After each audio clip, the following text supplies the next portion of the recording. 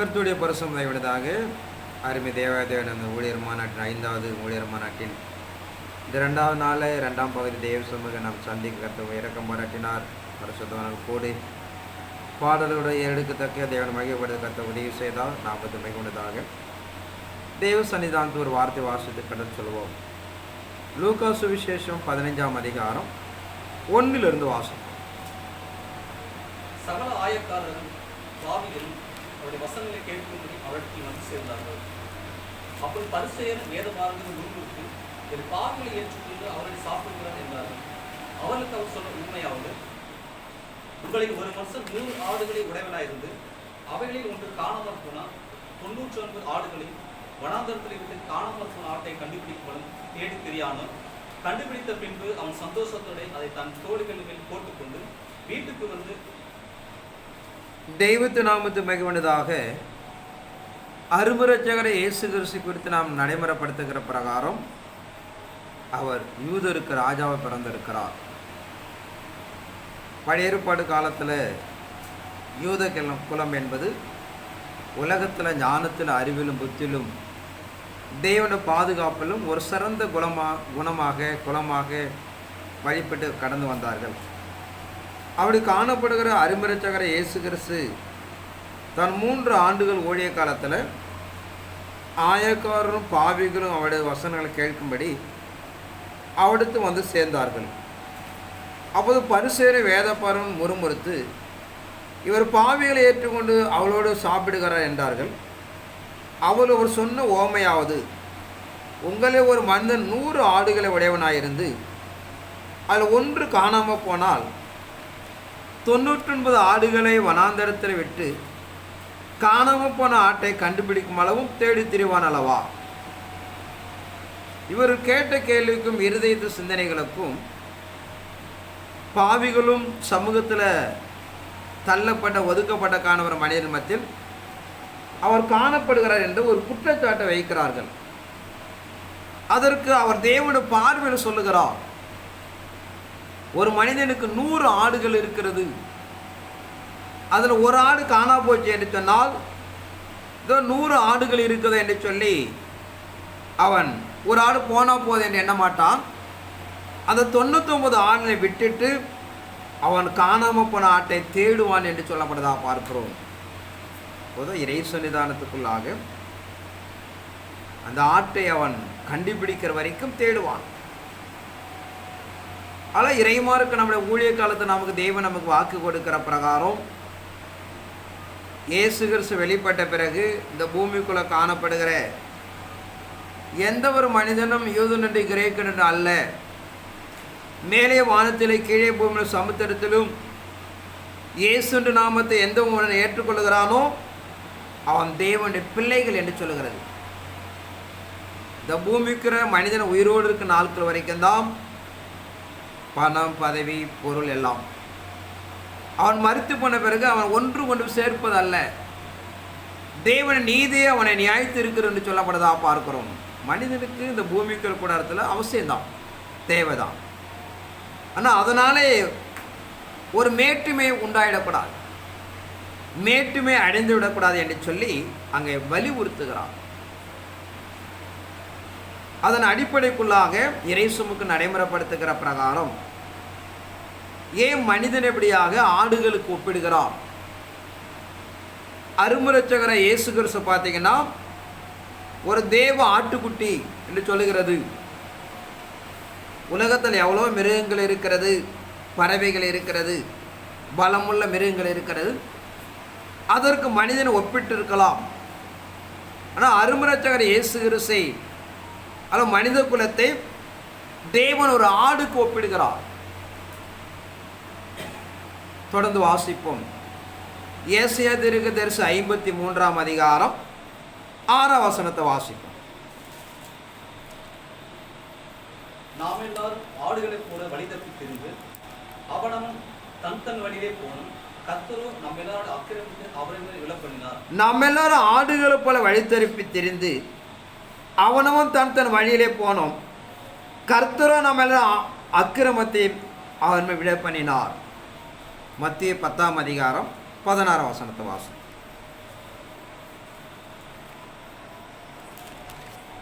ஆடுகளை ஓநாய்களுக்குள்ளே அனுப்புவது போல இதோ நான் உங்களை அனுப்புகிறேன். ஆகையால் சர்ப்பங்களை கூட விடாமுள்ளவர்களும் புறாக்களை கூட கபடத்தொழுமாய் இருந்தது. அருமை தேவனபடியாக ஆடுகளை ஓநாய்க்குள்ள அனுப்புவது போல உங்களை அனுப்புகிறேன். உலகத்தை பாவத்தை சுமந்து தீர்க்கிற தேவ ஆட்டுக்குட்டி, அதெல்லாம் இறைமார்க்க நடைமுறைப்படுத்துகிற ஒரு கபடற்ற நிலையில் காணப்படுகிற ஒரு நிலை. ஒரு மனிதனை அடிக்கும் போது எதிர்த்து அடிக்கக்கூடாத ஒரு நிலை. மெய்ப்பெனுக்கு பின் நடந்து போகிற ஒரு வாழ்க்கை. இப்படிப்பட்ட ஒரு சில குணாதிசயங்கள் இருக்கிறது. மனிதன் பாவம் செய்யப்படும் போது அவன் பாவத்து கிருபாதார பலியாக ஆடை பலி செலுத்தினார்கள் என்று பார்க்கிறோம். இப்படி அநேக மிருகத்துடைய ரத்தங்கள் இருந்தாலும் ஆடை தேவனபடியாக பலி செலுத்த சொன்னார் என்று பார்க்கிறோம். அதன் அடிப்படைக்குள்ள தான் இயேசு கிறிஸ்து பாட்டாலும் பார்த்தீங்கன்னா ஒரு ஆட்டை தோல் மேலே போட்டவரால் காமிப்பார்கள். பல ஆடுகள் கடந்து போவதை ஒரு தடி எடுத்து அதை மேய்ப்பது போல காமிப்பார்கள். அதெல்லாம் அரும்புரட்சகர் இயேசு கிறிஸ்து உலகத்தினுடையாக மனுக்குல பாவத்தை சுமந்து இருக்கிற ஒரு தேவ ஆட்டுக்குட்டி என்று சொல்கிறது. அதன் அடிப்படைக்குள்ள தான் நாட்கள் நாம் லூக்கால காண்பிக்கிற பிரகாரம் ஒரு மனிதன் 100 ஆடுகளை வைத்திருக்கிறார். அதில் ஒரு ஆடு காணா போயிட்டாலும் அவன் இருதயம் பதப்பதிக்கப்பட வேண்டும். அவன் அது குறித்து வருத்தப்பட வேண்டும். இதை 99 ஆடு ஒரு ஆட்டில் என்ன லாபம் அழைச்சிருப்பா அப்படி எண்ணினால் அது இறை சன்னிதானத்தில் ஒரு சரியான ஊழியம் இல்லை என்று சொல்லுகிறது. அதில் நாம் ஊழியம் செய்ய வந்திருக்கிற நீங்கள் ஒரு ஆடுகளை குறித்து பின்மாற்றமோ அல்லது பாவம் செய்தோ சாத்தாண்ட சூழ்ச்சினாலே மனிதனோட வஞ்சகத்தினாலே அது விழுந்து போனால் அது குறித்து கரிசனை வேண்டும். இறைமாருக்கு நாம் சொல்லுகிறது, பூமியில் எந்த ஒரு மனிதனும் கெட்டு போக விரும்பாத தேவன். அவருடைய பிரதான ஒரு தாகம், அன்பு, நோக்கம் பூமியில் தன்னால் உண்டாக்கப்பட்ட சாயல் படைக்கப்பட்ட எந்த ஒரு மனிதனும் கெட்டு போகக்கூடாது என்று எதிர்பார்க்கிறார். அதனால் ஆசாரிய ஊழியத்தை செய்ய வந்திருக்கிற நாம் எல்லாம் இறைமாருக்கு நம்ம நடைமுறைப்படுத்துகிற பிரகாரம் இப்படிப்பட்ட தன்மைகள் இருக்கப்பட வேண்டும். அந்த ஆடை காணாமல் போன ஆடை பார்த்தீங்கன்னா நாம் தேடப்பட வேண்டும். உலக ஐஸ்வர்யத்தினாலும் பூமிக்கிற கனத்தினாலும் ஏதோ நிலையில் எப்படியாக இழந்து போகலாம். வேதாமத்தை நாம் பார்க்கிறோம். ஏதேன் தோட்டத்திலிருந்து சத்துராய் சாத்தான் பூமியில் இருக்கிற மனிதர்களை அதிகாரிகளை பயன்படுத்தி அவன் தீமை செய்கிறான். தெய்வ திட்டத்தை அழிக்க பார்க்கிறான். முடிந்தவரை நேரடியாக போராடி பார்க்கிறான். மனிதர் மூலியமாக போராடி பார்க்கிறான். சில சூழ்நிலை பாவ பழக்க வழக்கங்களை உண்டாக்கி அவன் தெய்வ திட்டத்தை தடுக்கிறான் என்று பார்க்கிறோம். இப்படிப்பட்ட ஒரு நிலைகள் காணப்பட்டால் நாம் தெய்வ சமூகத்துக்குள்ளாக நாம் இருதயம் பதற வேண்டிய என்று சொல்லப்படுவதாக பார்க்கிறோம். அந்த கடைசி காலத்து காணப்படுற தெய்வ சந்ததி இறைமாருக்கு நாம் நடைமுறைப்படுத்துகிற பிரகாரம் நம் கொடுக்கப்பட்ட வேலையை நாம் தெளிவாக அறிந்து கொள்ளப்பட வேண்டும். தொடர்ந்து நாம் இறைமார்க்கம் சொல்லுகிற பிரகாரம் அந்த ஆடுகள் என்ன பண்ணணும்? தேடணும். மத்திய 7ஆம் அதிகாரம் 7லிருந்து வாசிப்போம். கேளுங்கள் அப்பொழுது உங்களுக்கு கொடுக்கப்படும், தேடுங்கள் அப்பொழுது கண்டடைவீர்கள், தட்டுங்கள் அப்பொழுது உங்களுக்கு திறக்கப்படும். ஏனென்றால் கேட்கிறவன் எவனும் பெற்றுக்கொள்கிறான், தேடுகிறவன் கண்டடைகிறான், தட்டுகிறவனுக்கு திறக்கப்படும். ஆனால் இறைமாருக்கு நாம் நடைமுறைப்படுத்துகிற பிரகாரம் நம்முடைய வாழ்க்கையில் ஒரு தேவைகள் இருக்கலாம், ஒரு இழப்பை இருக்கலாம். எதுவாக இருந்தாலும் இறைமாருக்கு நடைமுறைப்படுத்துகிற பிரகாரம் ஒரு 3 முயற்சிகளை ஒப்பிடுகிறான். எந்த ஒரு மனிதன் இழந்து போனதை கேட்கிறானோ தேவன் அவனுக்கு கொடுக்கிறான். எந்த ஒரு மனிதன் தேவைகளை தேடுகிறானோ அவன் கண்டடைகிறான். எந்த ஒரு மனிதன் தட்டுகிறானோ அவனுக்கு திறக்கப்படுகிறது என்று பார்க்கிறோம். ஆனால் இறை சன்னிதானத்தில் இருந்தாலும் மனித குலத்தில் நிகழ்வுகளை இருந்தாலும் இறைமார்க்கு நாம் நடைமுறைப்படுத்துகிற பிரகாரம் எழுந்து போனது எப்படியாக நாம் தேடப்பட வேண்டும், மீண்டும் சம்பாதித்துக்கலாம் என்பது நினைக்கலாம், தப்பல்ல.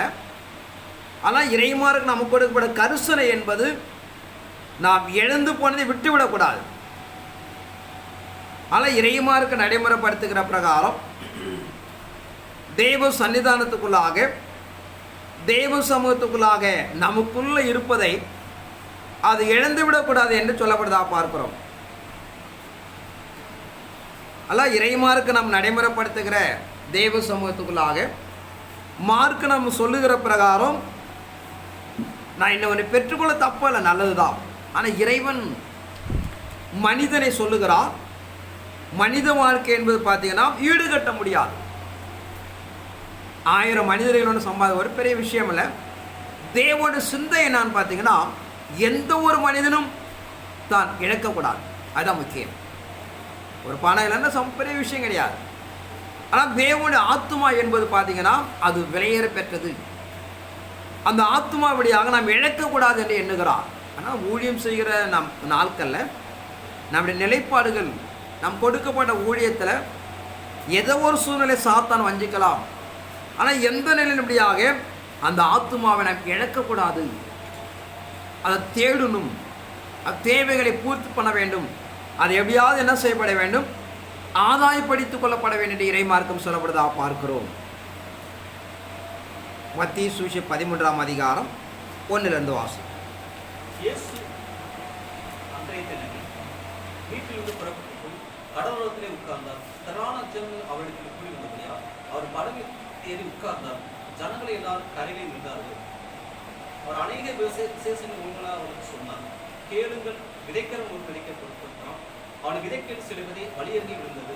பறவைகள் வந்து அதை பட்சித்து போட்டது. சில விதை அதிக மண்ணில்லாத கற்பாறை இடங்களில் விழுந்தது. மண் ஆழமாய் இராததினாலே அது சீக்கிரமாய் முளைத்தது. வெயில் ஏறின போது தீர்ந்து போய் வேறு இல்லாமல் கொழுந்து போயிற்று. சில விதை முள்ளுள்ள இடங்களில் விழுந்தது. முள் வளர்ந்து அதை நெருக்கி போட்டது. சில விதையும் நல்ல நிலத்தில் விழுந்து அது 100ஆகவும், சிலது 60ஆகவும், சிலது 30ஆகவும் வளர் கொடுத்தது. இங்கே இறைசன்னிதானத்தில் பார்க்கிறோம், அருமுறைத்தகர் இயேசு கிறிஸ்து ஒரு ஓமை சொல்லுகிறார். ஒரு மனிதன் விதைக்கப்படப்படுகிறான். அந்த விதை ஒன்று வழியருகே விழுகிறது, ஒன்று கற்பாறையில் விழுகிறது, ஒன்று முள்ளுள்ள இடங்களில் விழுகிறது, ஒன்று நல்ல நிலத்தில் விழுகிறது. நல்ல நிலத்தில் விழுந்தது 30, 60, 100 பலன் கொடுத்தது என்று பார்க்கிறோம். ஆனால் இறைமார்க்கு நம்ம நடைமுறைப்படுத்துகிற பிரகாரம் அவர் சொல்லிட்டு போயிட்டார். 36 வாசிப்போம். அப்பொழுது இயேசு ஜனங்களை அனுப்பிவிட்டு வீட்டுக்கு போனார். அவருடைய சீசர்கள் அவரை கொண்டு நிலத்தின் களைகளை பற்றி எங்களுக்கு வெளிப்படுத்த வேண்டும் என்று கேட்டார்கள். அவர் பிரியத்தனமாக நல்ல விதையை விதைக்கிறவர் மனுஷகுமாரன், நிலம் உலகம், நல்ல விதை ராஜ்யத்தின் புத்திரர், களைகள் பொல்லாங்கனை புத்திரர். அவளை விதைக்கிற சத்துரு பிசாசு, அறுப்பு உலகத்தில் விழிவு, அறுக்கிறவர் தேவதூதர்கள். அதனால் களைகளை சேர்த்து அக்கினியா சுத்தரிக்கிறது போல இவ்வுலகத்தின் முடிவிலே நடக்கும். மனுஷகுமாரன் தன்னுடைய தூதரை அனுப்புவார். அவர் அவருடைய ராஜ்யத்தில் இருந்த சகல இடர்களையும் அக்கினி சேர்த்து அவர் அக்கினி சூழலை போடுவார்கள். இங்கே இறைமார்க்கம் ஒரு சில ஓமைகளை சொல்லுகிறார். 18 வாசிப்போம். ஆகையால் விதைக்கிறவனை பற்றி ஓமையை கேளுங்கள். உங்கள் ராஜ்யத்தின் வசனத்தை கேட்டு உணராது இருக்கும் போது பொல்லாங்கன் வந்து அவன் இதயத்தில் விதைக்கப்பட்டதை பறித்துக் கொள்கிறான். அவனே வழியருகே விதைக்கப்பட்டவன், கற்பாறையின் இடங்களில் விதைக்கப்பட்டவன். வசனத்தை கேட்டு உடனே அதை சந்தோஷத்தோடு ஏற்றுக்கொள்கிறான். ஆகிலும் தனக்குள்ளே வேறில்லாதவனாய் கொஞ்ச காலம் மாத்திரம் நிலைத்திருப்பான். வசனத்து நிமித்தம் உபத்திரமும் துன்பம் உண்டானவுடனே இடர் அடைவான். முன்னுள்ள இடங்களில் விதைக்கப்பட்டவன் வசனத்தை கேட்கிறவனாய் இருந்து உலக கவலையும் ஐஸ்வர்யத்தின் மயக்கமும் வசனத்தை நெருக்கி போடுகிறான். அவனும் வளர்ச்சி போகிறான். நல்ல நிலையத்தில் விதைக்கப்பட்டவனும் வசனத்தை கேட்கிறவனும் உணர்வுடமாய் இருந்து. இங்க அருமுறைத்தகர் இயேசு கிறிஸ்து அந்த விதையோட ஓமைகளை சொல்லுகிறார். விதைகளை பற்றி ஓமைகளை கேளுங்கள். ஒரு ராஜ்யத்து வசனத்தை கேட்டு உணர்ந்தார் இருக்கும்போது பொல்லாங்கன் வந்து அவன் இருதயத்தில் விதைக்கப்பட பறித்து கொள்ளுகிறான். சொல்லப்படுகிற வேத வசனங்களை ஏற்று நடைமுறைப்படுத்துவதற்குள்ளாக சாத்தான் அதை எடுத்து போடுறான். கேட்குறாங்க, நல்லதா இருக்குன்னு யோசி நடைமுறை போகிறாங்க. சில உபத்திரங்களை நிர்பந்தங்களை கொடுத்து அவனை இழுத்து விடுகிறான். ஆனால் இறைமார்க்கு நடைமுறைப்படுத்துகிற ஒரு மனிதன் பூமியில் பின்மாற்றம் அடைய காரணமே வசனத்தை சரியாக கவனிக்காத ஒரு நிலை. இன்னும் ஒரு நிலை, நடைமுறைப்படுத்த ஆசைப்படுகிறான், அவன் சூழ்நிலை அவனை கவிழ்த்து விடுகிறது. இப்படிப்பட்ட இறைமார்க்கு நடைமுறைப்படுத்துகிற ஒரு 3 நிலைகளை பார்த்தீங்கன்னா, இயேசு ஏற்றுக்கொண்டு இருக்கிற ஒரு மனிதன் தேவனை இழந்து அவன் மறுதளிக்கிறான் என்று சொல்கிறது. ஆனால் இறைமார்க்கு நம்ம நடைமுறைப்படுத்துகிற ஏன் ஒரு ஆடு காணாமல் போகுது, இந்த 3 நிலைகள் அவனுக்கு அடிப்படையாக இருக்கிறது. வசனத்தை கேட்டு சரியாக உணராதது, வசனத்தை கேட்டு நடக்கலாம் என்று போகிறான், சில உபத்திரத்தில் அதை மறுதளிக்கிறான். இப்படிப்பட்ட நிலைகளினால் தான் மனிதன் வீழ்ச்சி அடைகிறான் என்று சொல்கிறது. ஏன்னா காலங்களை 4ஆக ஒப்பிடுகிறார். மனசாட்சி காலம், நியாயப்பிர காலம், புதிய ஏற்பாடு காலம், கடைசி காலம். எல்லா காலத்தில் கடைசி காலம் என்பது ஒரு கடினமான காலம். ஒரு முள்ளு மேல் நடக்கிற ஒரு வாழ்க்கை, ஒரு அக்னி மேல் நடக்கிற வாழ்க்கை, மிக ஜாக்கிரதை. அப்படி நாம் தெய்வ சமூகத்தை காணப்படவிட்டால் நாம் எதிர்கொண்டு நடைமுறைப்படுத்த விரும்புகிற அதை நாம் இழந்து போகிறோம் என்று சொல்கிறது. லூக்கா 14ஆம் அதிகாரம் 16 வாசிக்கும். அதற்கு அவர், ஒரு மனுஷன் பெரிய விருந்து ஆயத்தம் பண்ணி அநேகரை அழைத்தான். விருந்து வேளையில் தன் ஊழியக்காரனை நோக்கி, நீ அழைக்கப்பட்டு போய் எல்லாம் ஆயத்தமா இருக்கிறது, வாருங்கள் என்று சொல்லி அவனை அனுப்பினார். அவர் எல்லாரும் போக்கு சொல்ல தொடங்கினார்கள். ஒரு வயலை கொண்டே நான் அகத்தியமாக போய் அதை பார்க்க வேண்டும், என்னை மன்னிக்கும்படி வேண்டிக் கொள்கிறேன் என்றான். வேறொருவன் 5 மாடு கொண்டேன், அதை சோதித்து பார்க்க போகிறேன், என்னை மன்னிக்கும்படி வேண்டிக் கொள்கிறேன் என்றான். வேறொருவன் பெண்ணை விவாகம் பண்ணினேன், அதனால் வரக்கூடாது என்றான். அந்த ஊழியக்காரன் வந்து இவனை தன் எஜமானுக்கு அறிவித்தான். அப்போது வீட்டு எஜமான கோபமடைந்து தன் ஊழியக்காரனை நோக்கி, நீ பட்டணத்து தெருக்களில் வீதிகளில் சீக்கிரமாய் போய் ஏழைகளை, மூடரை, சப்பானிகளின் குண்டரை இங்கே கூட்டி கொண்டு வா என்றான். ஊழியக்காரன் அப்படியே செய்து, ஆண்டவரே நீர் கட்டளையிட்டபடி செய்தாயிற்று, இன்னும் இடம் இருக்குது என்றான். இங்கே இறை சன்னிதானத்தை நாம் பார்க்கிறோம். வல்லவராஜ்யத்தை ஒரு விருந்துக்கு ஒப்பிடுகிறான். விருந்து வேலை தன் ஊழியக்காரனை நோக்கி, நீ அழைக்கப்படுவதற்கு போய் எல்லாம் ஆயத்தமாக இருக்கிறது, வாருங்கள் என்று சொல்லுண்டு அவனை அனுப்பினார். அவர் எல்லாரும் போக்கு சொல்ல தொடங்கினார்கள். ஒருவர் வயலை கொண்டான், நான் அகத்தியமாக போய் அதை பார்க்க வேண்டிய என்னை மன்னிக்கும்படி வேண்டிக் கொள்ளும். போய் ஒருவனை கூப்பிடுகிறார். நான் புதிதாக ஒரு வயல் வாங்கியிருக்கிறேன்,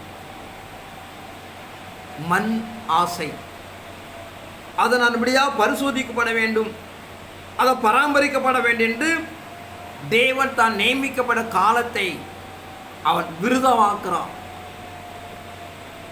இன்னொருவனை போய் கூப்பிடுகிறார்.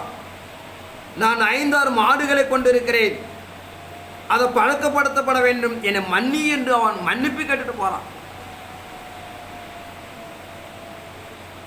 3வது ஒருவன் பார்க்கிறோம்.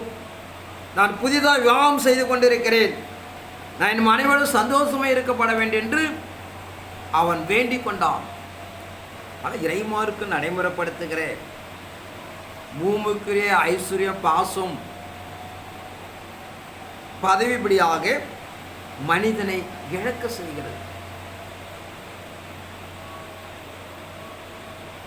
எனக்கு தெரிஞ்ச ஒரு ஊழியர் உண்டு, ரொம்ப பக்திமான், சிறு வயது முதற்கொண்டு அப்படி நம்மளை விட வளர்த்துருக்க மாட்டாங்க. அப்படி வளர்த்து ஒரு ஐஸ்வர்யம் கனத்துக்குள்ள ஊழியத்தில் அழைக்கப்பட்ட பிறகு சொல்றா போல, நான் அக்கினி கடலில் போக நான் தயாராக இருக்கிறேன், என்னை விட்டுவிடு, கொஞ்ச காலம் உலகத்தை அனுபவிச்சுட்டு நான் அக்கினி கடல் போக ரெடியாக இருக்கிறேன், என்னை ஒன்று தடுக்காத. உலகத்துடைய ஆசா பாசங்கள், உலகத்துடைய பாவம் அக்கிரம் அப்படியாக பல ஆண்டுகளாக ஓடின வாழ்க்கை நாம் இழக்க முற்படுகிறது. ஆனால் இறைமாருக்கு நாம் நடைமுறைப்படுத்துகிற பிரகாரம் இந்த பூமிக்குரிய ஆசாபாசங்களை சாத்தான் நம்ம காண்பித்து நான் ஓடுகிற எதிர்கொண்டு கடந்து போகிற காரியங்களை அவன் முறியடிக்க தயாராக இருக்கிறான். நாம் இருதயத்தை குருடாக்குகிறான்.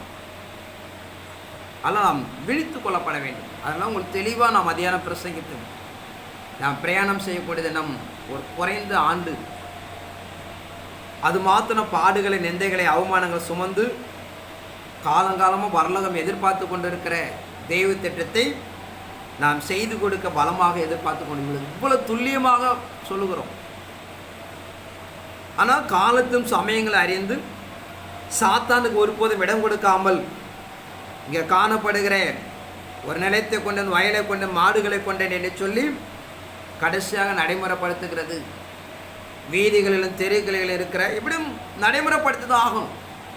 கல்யாணம் வைத்த பிறகு கல்யாணத்தை போய் நிறுத்தல முடியாது. சந்துகளில் பொந்துகளில் காணப்படுற மனிதரை அழைத்து வந்து தகுதியில்லாமல் தகுதிப்படுத்துகிறார் என்று பார்க்கிறோம். ஆனால் இறைமார்க்கு நம் நடைமுறைப்படுத்துகிற பிரகாரம் இப்படிப்பட்ட உலக ஐஸ்வர்யம், உலகம் கனத்துக்குரிய நிலைகளை தான் கொடுக்கப்பட மகாபெரும் மேன்மையபடியாக இழக்கிறார்கள். ஆனால் தெய்வம் சமூகம் நமக்கு நடைமுறைப்படுத்துகிற பிரகாரம், இறை சன்னிதானம் சொல்லுகிற பிரகாரம் ஏன் ஒரு ஆடு காணாமல் போதை நாம் அறிந்து கொள்ளப்பட வேண்டும். முடிந்தவரை மாம்சத்தில் நாம் அன்பு பாராட்டு பிரயாசப்படுகிறோம். முடியாத போது தேவன்கிட்ட போய் விண்ணப்பிக்கிறோம், எப்படியாவது காப்பாற்றக்கூட ஆண்டவரே என்று சொல்லிட்டு. இப்படிப்பட்ட இறைமார்க்கு நமக்கு இயேசு கிறிஸ்து தான் கற்றுக் கொடுக்கிற பிரகாரம் தேவனை விட்டு விலகுகிற மனுக்குலத்தை குறித்து ஒரு பாரம் இருக்கப்பட வேண்டும் என்று இறைமார்க்கம் சொல்கிறது. நமக்கு தேவன் கையளிக்கப்பட்ட பிரகாரம் எரேமியா 16:16 வாசிப்போம்.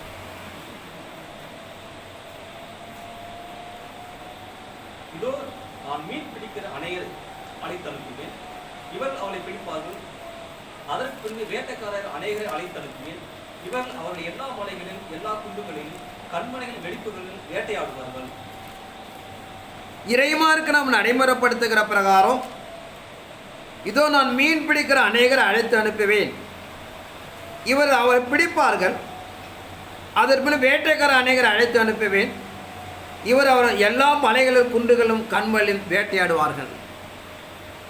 ஆனால் இறைமார்க்கும் ஒரு 2வது ஊழியத்தை சொல்லுகிறார். அந்த 2வது ஊழியம் எவ்வளவு கடினமானதுன்னு பார்த்து கொள்ளப்பட வேண்டும். ஒரு வேட்டையாடுகிற வாழ்க்கை. ஒரு மனிதன் தன் வனத்து கடந்து போய் ஒரு மிருகத்தை உயிரோடு வேட்டையாடப்பட வேண்டும். ஊழியம் என்பது அவனை கொல்லுவதல்ல, அவனை விரட்டி விடுவதல்ல, அவனை பிடித்து வந்து தான் தேவனுடைய சம்பந்தம் கட்டப்பட வேண்டும். நீங்கள் வைத்திருக்கிற ஆயுதங்களை வேகமாக விட்டீங்கன்னா மிருகம் செத்து போயிடும். சூழ்நிலை அறிந்து நீங்கள் லெகுவாக விட்டாலும் ஓடிவிடும். அதை பிடித்து ஆக வேண்டும், அது சாகவும் கூடாது. நம்ம சபையில் ஒரு விசுவாசி இருக்கு, இரவும் போல ஊழியம் பார்ப்பாங்க, ஆனால் ஆத்மா வராது. ஒரு நாள் சந்தேகப்பட்டேன், ஏன் இந்த சிஸ்ட் இப்படி அலையிறாங்க, சொல்கிறாங்க, யாரும் வரமாட்டாங்க. ஒரு நாள் நானே பார்க்குறேன் என்ன பண்ணுறாங்கன்னு. ஒரு சகோதரியை பார்த்து, ஆமா இயேசு வர பாரு, கடைசி நகையெல்லாம் கைட்டு போய்ட்டு வாமா. யார் வரும் அப்படி சொன்னா? மனிதனே உலக ஆசையில் கட்டப்பட்டிருக்கிறான், நீ போய் நகையெல்லாம் கைட்டு போய்ட்டு வரேன், அவனா வருவானா? இப்போ என்ன சொல்லணும்? இறைமார்க்கு நடைமுறைப்படுற ரட்சிப்பு என்பது விடுதலை ரட்சிப்பு, சமாதானத்து ரட்சிப்பு. இதான் சுவிசேஷம் சொல்லுகிறது. சபைக்குள்ளே வாங்க, கடவுள் சமாதானம் கொடுப்பார்.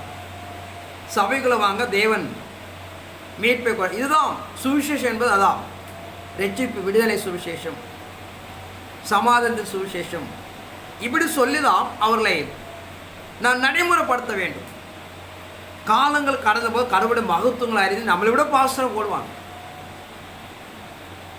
அப்படி நம்ம அறியாமல் நம்ம என்ன சொல்றோன்னு தெரியாமல் ஒரு உற்சாகத்தில் போய் சொன்னோன்னு வச்சுக்கலாம், நம்மளை பார்த்தாவே திரும்பி பார்க்க மாட்டாங்க. ஆனால் இறைமார்க்கம் எரேமியா அறிவிக்கிற பிரகாரம் நாம் கையாளுகிற ஆயுதங்கள் அந்த ஆத்மாவை கொண்டு விடவும் கூடாது, லெகுவாக பயமாக ஓடிவிடும். இப்படிப்பட்ட நிலைகளை அறிந்து தான் நாம் ஊழியம் செய்யப்பட வேண்டும் என்று மார்க்க நம்மை வலியுறுத்துகிறது. ஏசாயா 11ஆம் அதிகாரம் 11 வாசி. அக்காலத்திலே ஆண்டவர் அசிரியாவின் எகிப்திலும், பத்ரோசிலும், எத்தியோப்பியாவிலும், பெர்சியாவிலும், சினேயாரிலும், ஆமாத்திலும், சமுத்திர தீவுகளிலும் தம்முடைய ஜனத்தில் மீதியானவர்களை மீட்டுக் கொள்ள திரும்ப 2ஆம் விசை தமது கருத்தை நீட்டி ஜாதிகளுக்கு ஒரு குறி ஏற்றி இஸ்ரவேலை துரத்தவர்களை சேர்த்து. இங்க ஏசாயா பக்தன் மூலமா அறிவிக்கிற பிரகாரம் அக்காலத்து ஆண்டவர் அசிரியாவிலும், எகிப்திலும், பத்ரோஸ் எத்தியோப்பியாவிலும், பெர்சியாவிலும், சினேர ஆமத்திலும், சமுத்திர தீவுகளிலும் காணப்படுகிற எங்க ஒப்பிடுறாரு பார்த்தீங்கன்னா ஊழியத்தை நாம் எதிரிகள் இடத்துல காமிக்கிறார்.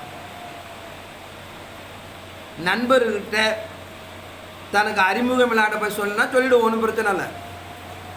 ஒரு பெரிய குடிகாரன், ஒரு பெரிய பராக்கிரமசாலி, தேவனை மதியாதவன், நமக்கு தீங்கு செய்கிறவன், அவனிடத்துல போய் சத்தியம் சொல்லணும்னு சொல்றார்.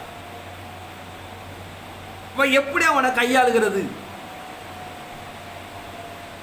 ஒன்று இறைமார்க்கு நடைமுறைப்படுத்துகிற பிரகாரம் நாம் எவ்வளவுதான் அன்பை நடைமுறைப்படுத்தினாலும் அவன் கேட்க மாட்டான்.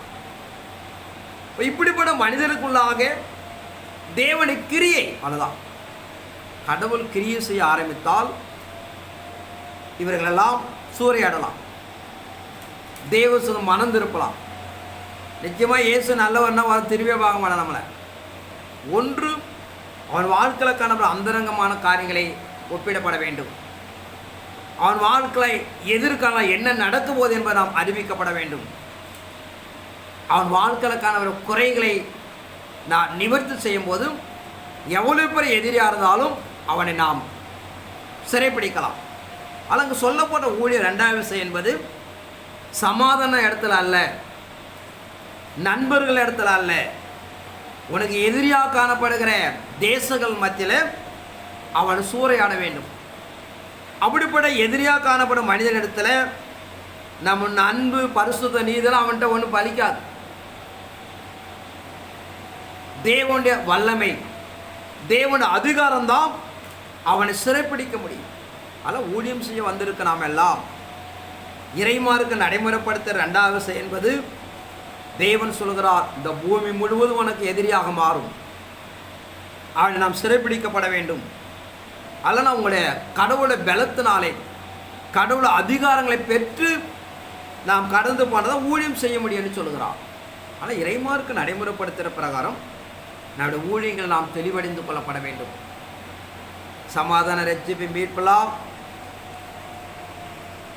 யாருக்கிட்டனா சாதாரண மனிதர்கிட்ட தான் பலிக்கும். கடவுள் இல்லைன்னு ஒருத்தன் சொல்கிறான், அவன்கிட்ட போய் இயேசு நம்ம நல்ல ஒரு ஜனம் கேட்பானா? இப்போ ஊழியங்கள் எந்த இடத்துல இடம் மாறுகிறது? உடைய நண்பரிடத்திலும், உடைய சிநேகிதனிடத்திலும், உடைய உறவினிடத்திலும் அன்பு தேவைப்படுகிறது. உடைய அன்பின் மீது அவர் மீட்படைவார்கள். ஆனால் பலவான் மத்தியிலும் எதிரிகள் மத்தியில் அன்பெல்லாம் போய் காட்டினா மதிக்க மாட்டான். அவர் தேவனுடைய வல்லமை, நீ இந்த நாட்கள் இப்படி அடைய போகிறாய், உன் வாழ்க்கை இப்படி ஓடிக்கொண்டு இருக்கிறது என்று நாம் தேவனுடைய மகத்துவத்தை கொண்டுதான் இந்த 2வது ஊழியத்தை இப்படியா நடைமுறைப்படுத்தப்பட வேண்டும் என்று சத்தியம் நமக்கு சொல்லுகிறது. அப்படி நடைமுறைப்படுத்தி தான் அந்த ஆட்டை பிடிக்கப்பட வேண்டும். அதை பிடித்து அடுத்து பார்த்தீங்கன்னா என்ன பண்ணுறான்னு பார்த்தீங்கன்னா தோளின் மேல் சுமக்கிறான். தான் மந்தையில கொண்டு வந்து சேர்ப்பதற்காக அதை லெகுவாக்கிற பாருங்க. அந்த ஆட்டை என்ன பண்ணுற, நடந்து கூட ஓட்டிட்டு வரல, தோளின் மேல் சுமக்கிறான். நான் ரட்சிப்பை மீட்பை சொல்லுகிற ஆத்மாவை நாம் சுமக்கணும். சுமத்தில் என்று பார்த்தீங்கன்னா அவன் செய்கிற வாழ்க்கை செய்கிற பாவமாக இருக்கலாம், வியாதிகள் இருக்கலாம், பாடுகள் இருக்கலாம், மரண போராட்டம் இருக்கலாம், அதை நீ சுமக்கப்பட வேண்டும். அப்படி சுமந்தாதான் அவனை தன் மந்தையணியில் சேர்க்க முடியும். அப்படி சுமக்கப்பட விட்டால் நாம் அவன் சேர்க்க முடியாது. காணா போனாலும் நீங்கள் கண்டுபிடித்தால் என்ன சொல்லுகிறார்? காணா போன ஆட்டப்படியாக கயிறு கட்டி இழுத்துட்டு வரலன்னு சொல்ல, தோளின் மேல் சுமக்கணும்.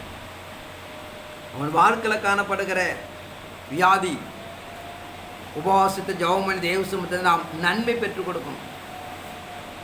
அவன் வாழ்க்கையில் பாவங்களுக்காக தேவ சமூகத்தில் பரிந்து பேசப்பட வேண்டும். அவன் வாழ்க்கையில் இருக்கிற பாடுகளை எப்படியா நாம் சுமக்கணும். அப்படி சுமக்கப்படவிட்டால் அந்த ஆத்துமாவை நீங்கள் தேவனுடைய மந்தையில் சேர்க்க முடியாது. சுவிசேஷன் சொல்லிவிட்டு போய் இயேசு நல்லவன் சொல்லி போயிட்டு இருக்கிறோம். அது சுவிசேஷமாக அல்ல. நீ பல டிவிகளை ஓடிக்கொண்டு இருக்கிறது. நம்ம திருப்திக்காக நான் பிறகு ஊழியம் செய்கிறேன்னு சொல்லிட்டு இயேசு நல்ல ஒரு டாக்ஸை வீட்டுக்குள்ள தூக்கி கழிஞ்சிட்டு போகிறது சுவிசேஷமாக அல்ல. இறைமார்க்கு நடைமுறைப்படுத்துகிற பிரகாரம் ஒரு ஆடுகளை பார்க்கணும், அதை சுமக்கணும். வாழ்க்கையில் சுமந்து கொண்டு வந்து தன்னுடைய மந்தையில் சேர்க்கப்பட வேண்டும். அதுவே இறைமார்க்கு நாம் நடைமுறைப்படுத்துகிற பிரகாரம் சரி என்று இறைமார்க்கம் சொல்கிறது. இப்படிப்பட்ட நிலைகளை நடைமுறைப்படுத்துவதா மார்க்கம்படியாக ஒரு காணாம போன ஆடுகளை, பொதுவாக காணாமல் என்பது திருச்சபையிலிருந்து கூட நம்ம பின்மாற்றம் என்பது மாத்திரம் சொல்ல முடியாது.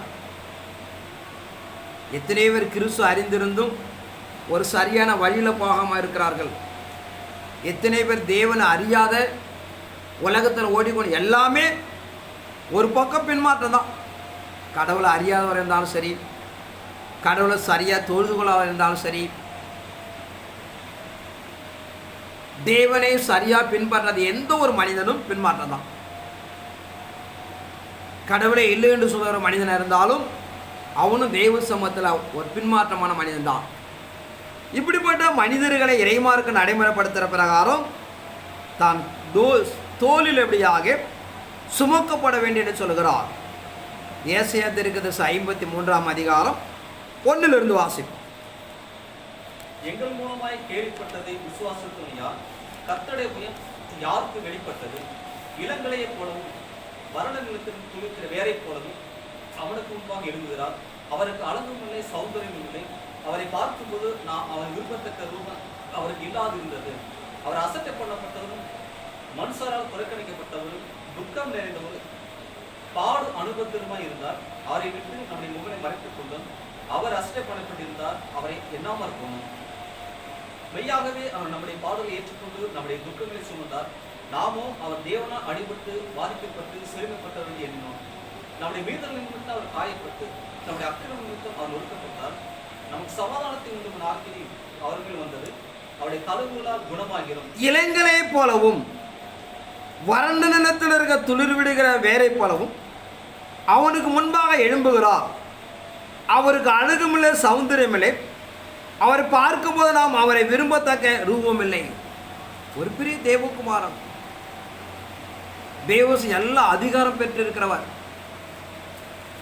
உம்முக்கும் எனக்காக தான் அழகை இழக்கிறார், தான் சௌந்தரியத்தை இழக்கிறார், தான் மேன்மை இழக்கிறார். இரவும் பகலும் இளைப்பாறுதல் இல்லாமல் கடந்து போறார் என்று பார்க்கிறோம். அவருக்கு என்ன அவசியம் இருக்கிறது? தான் நியமிக்கப்பட்ட பிரகாரம் ஒரு ரத்த சாட்சியம் மறிச்சிட்டு போயிருக்கலாம்.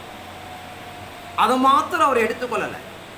தான் வாழுகிற ஒவ்வொரு நாட்களிலும் பாவத்தில் சாபத்தில் காணப்படும் அனுகூலத்தை மீட்பதற்கு இரவும் பகல் போராடுகிறார். எருசலேம் நகரத்தை பார்த்து அழுவுறா. எருசலேம் நகரமே, உனக்கு செய்யப்பட்ட கிரியைகள், அற்புதங்கள் சோதேகுமார் படம் செய்திருந்தால் அது கவிழ்த்து போடாம தப்பி வைக்கப்பட்டிருக்கும். அவ்வளவு கிரியைகளை செய்தேன் என்று சொல்லுகிறார். ஆனால் இறை சன்னிதானத்துக்குள்ளாக, இறை மார்க்கத்துக்குள்ளாக நம்முடைய வாழ்க்கை, நம்முடைய செயல்பாடுகளெல்லாம் ஒரு நற்கிரிகளை சார்ந்து இருக்கப்பட வேண்டும். தேவனுக்கு பிரியமில்லாமல் அவர் அருவருக்கத்தான் எந்த ஒரு கிரியை நாம் செய்ய கூடாது. ஆனால் இறைமார்க்கு நடைமுறைப்படுத்துகிற பிரகாரம் நம்முடைய எல்லா மீறுதலும் அவர் தான் சுமந்தார். அவர் நொறுக்கப்பட்டார். நமக்கு சமாதானம் உண்டு பண்ணுவதற்கு ஆக்கினை சுமந்து கொண்டார் என்று பார்க்கிறோம். பல ஊழியங்களை செய்ய நாட்களில் காணப்படுற ஆசாரியர்களை இறைமாருக்கு நாம் எதிர்பார்க்கிறவனமாக தமக்கு தேவனால் கொடுக்கப்பட எல்லாத்தையும் இழந்தாவது நாம் தெய்வ திட்டத்தை நிறைவேற்றி பாவத்தை சாபதலுக்கான அனுகூலத்துக்கு ஒரு மீட்பை கொடுக்கப்பட வேண்டும். அப்படிப்பட்ட ஊழியம் தான் இறைமார்க்கம் நம்ம நடைமுறைப்படுத்துகிறது. மத்திய 25ஆம் அதிகாரம் 34 வாசிப்போம்.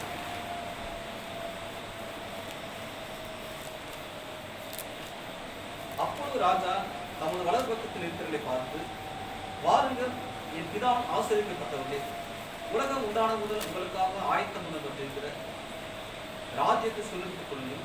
பசியாய் இருந்தேன், எனக்கு போதனை கொடுத்தீர்கள். தாகமாய் இருந்தேன், என் தாகத்தை தீர்த்தீர்கள். அந்நியனாய் இருந்தேன், சேர்த்துக் கொண்டீர்கள். வஸ்திரம் இல்லாது இருந்தேன், எனக்கு வஸ்திரம் கொடுத்தீர்கள். வியாதியாய் இருந்தேன், என்னை விசாரிக்க வந்தீர்கள். காவலில் இருந்தேன், என்னை பார்க்க வந்தீர்கள் என்பார். அப்பொழுது நீதிமான்கள் அவருக்கு பிரயோஜனமாக, ஆண்டவரே, நாங்கள் எப்பொழுதுமே பசியுள்ளவராக கண்டு உங்களுக்கு போதனை கொடுத்தோம், எப்பொழுதுமே தாகமுள்ளவர்களாக கண்டு உங்களுடைய தாகத்தை தீர்த்தோம், எப்பொழுதும் உண்மை அந்நியராக கண்டு உண்மை சேர்த்துக் கொண்டோம், எப்பொழுதுமே வஸ்திரங்களாக கண்டு உங்களுக்கு வஸ்திரம் கொடுத்தோம், எப்பொழுதுமே வியாதி உள்ளவர்களாக காவலில் இருக்கிறவராக கண்டு உங்களுக்கு வந்தோம் என்பார்கள். அதற்கு ராஜா பிரயோஜனமாக, மிகவும் சிறியவராகிய என் சகோதரனான இவர்களில் ஒருவனுக்கு நீங்கள் எதை செய்துள்ள அதை எனக்கே செய்தீர்கள் என்று மெய்யாகவே உங்களுக்கு சொல்லுகிறேன் என்பார். அப்பொழுது எழுதப்பட்டிருக்கிறவர்களை அவர் பார்த்து, அவர் சபிக்கப்பட்டவரை என்னை விட்டு பிசாசுக்காக இறைமார்க்கு நாம் நடைமுறைப்படுத்துகிற பிரகாரம் என் பிதாவால் ஆயத்தம் பண்ணப்பட்ட ஆசீர்வதிக்கப்பட்ட உலகம் உண்டான போது உங்களுக்கு ஆயத்தம் பண்ணப்பட்டிருக்கிற என் ராஜ்யத்தை சுதந்திரித்துக் கொள்ளுங்கள். அதற்கு காரணம் சொல்லுகிறார், நான் பசியா இருந்தேன், எனக்கு ஆகாரம் கொடுத்தீர்கள். நான் தாகமாக இருந்தேன், தாகத்தை தீர்த்தீர்கள். நான் அந்நியனாக இருந்தேன், என்னை சேர்த்து கொண்டீர்கள். நான் வஸ்திரம் இல்லாமல் எனக்கு வஸ்திரம் கொடுத்தீர்கள். நான் வியாதியாக இருந்தேன், என்னை விசாரிக்க வந்தீர்கள். இப்படிப்பட்ட நிலைகளை இந்த பூமியில் காணப்படுற எந்த ஒரு சிறியவனுக்கு செய்தாலும் அது எனக்கே செய்யப்பட்டது. நான் பலமுறை ஊழியத்தில் நாம் சொல்லுகிற விஷயங்கள், மனிதனை பார்த்து நீங்கள் செய்தீர்கள் என்று சொன்னால் நாம் நன்மை செய்தும் தண்டனை தான். ஒன்று, மனிதன் திருப்பி செய்வேன் எனக்கு எண்ணினால் நாம் ஏமாற்றத்தை அடைவோம். நாம் செய்கிற ஒவ்வொரு பணிகளும் தேவனை மையப்படுத்தப்பட வேண்டும். தேவன் நம்ம திருப்பி செய்வார். அப்படிப்பட்ட நிலைகளை கடந்து போய்தான் இறைமார்க்கத்தில் அப்படியாக ஒரு தெளிவான தைரியமான ஊழியத்தை நாம் நடைமுறைப்படுத்தப்பட வேண்டும் என்று இறைமார்க்கம் சொல்கிறது. நாங்களாம் பார்த்தீங்கன்னா பிறந்து வெனாத்தறிந்த இந்த காலத்திலிருந்து நாங்கள் செய்த சேவைகளுக்கு அளவிடவே முடியாது. எங்கள் ஊர் வில்லேஜில் போய் கேட்டீங்கன்னா தெரியும், இன்றைக்கி அந்த மரியாதை தான். ஒருத்தர் உடம்பு சரியில்லைன்னா அடுத்த நிலை நான் தான் இருப்பேன்.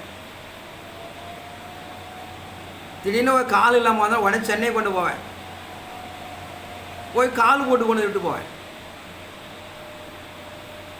எங்களோட வாழ்க்கையில் 99% சேவை மனப்பான்மை தான்.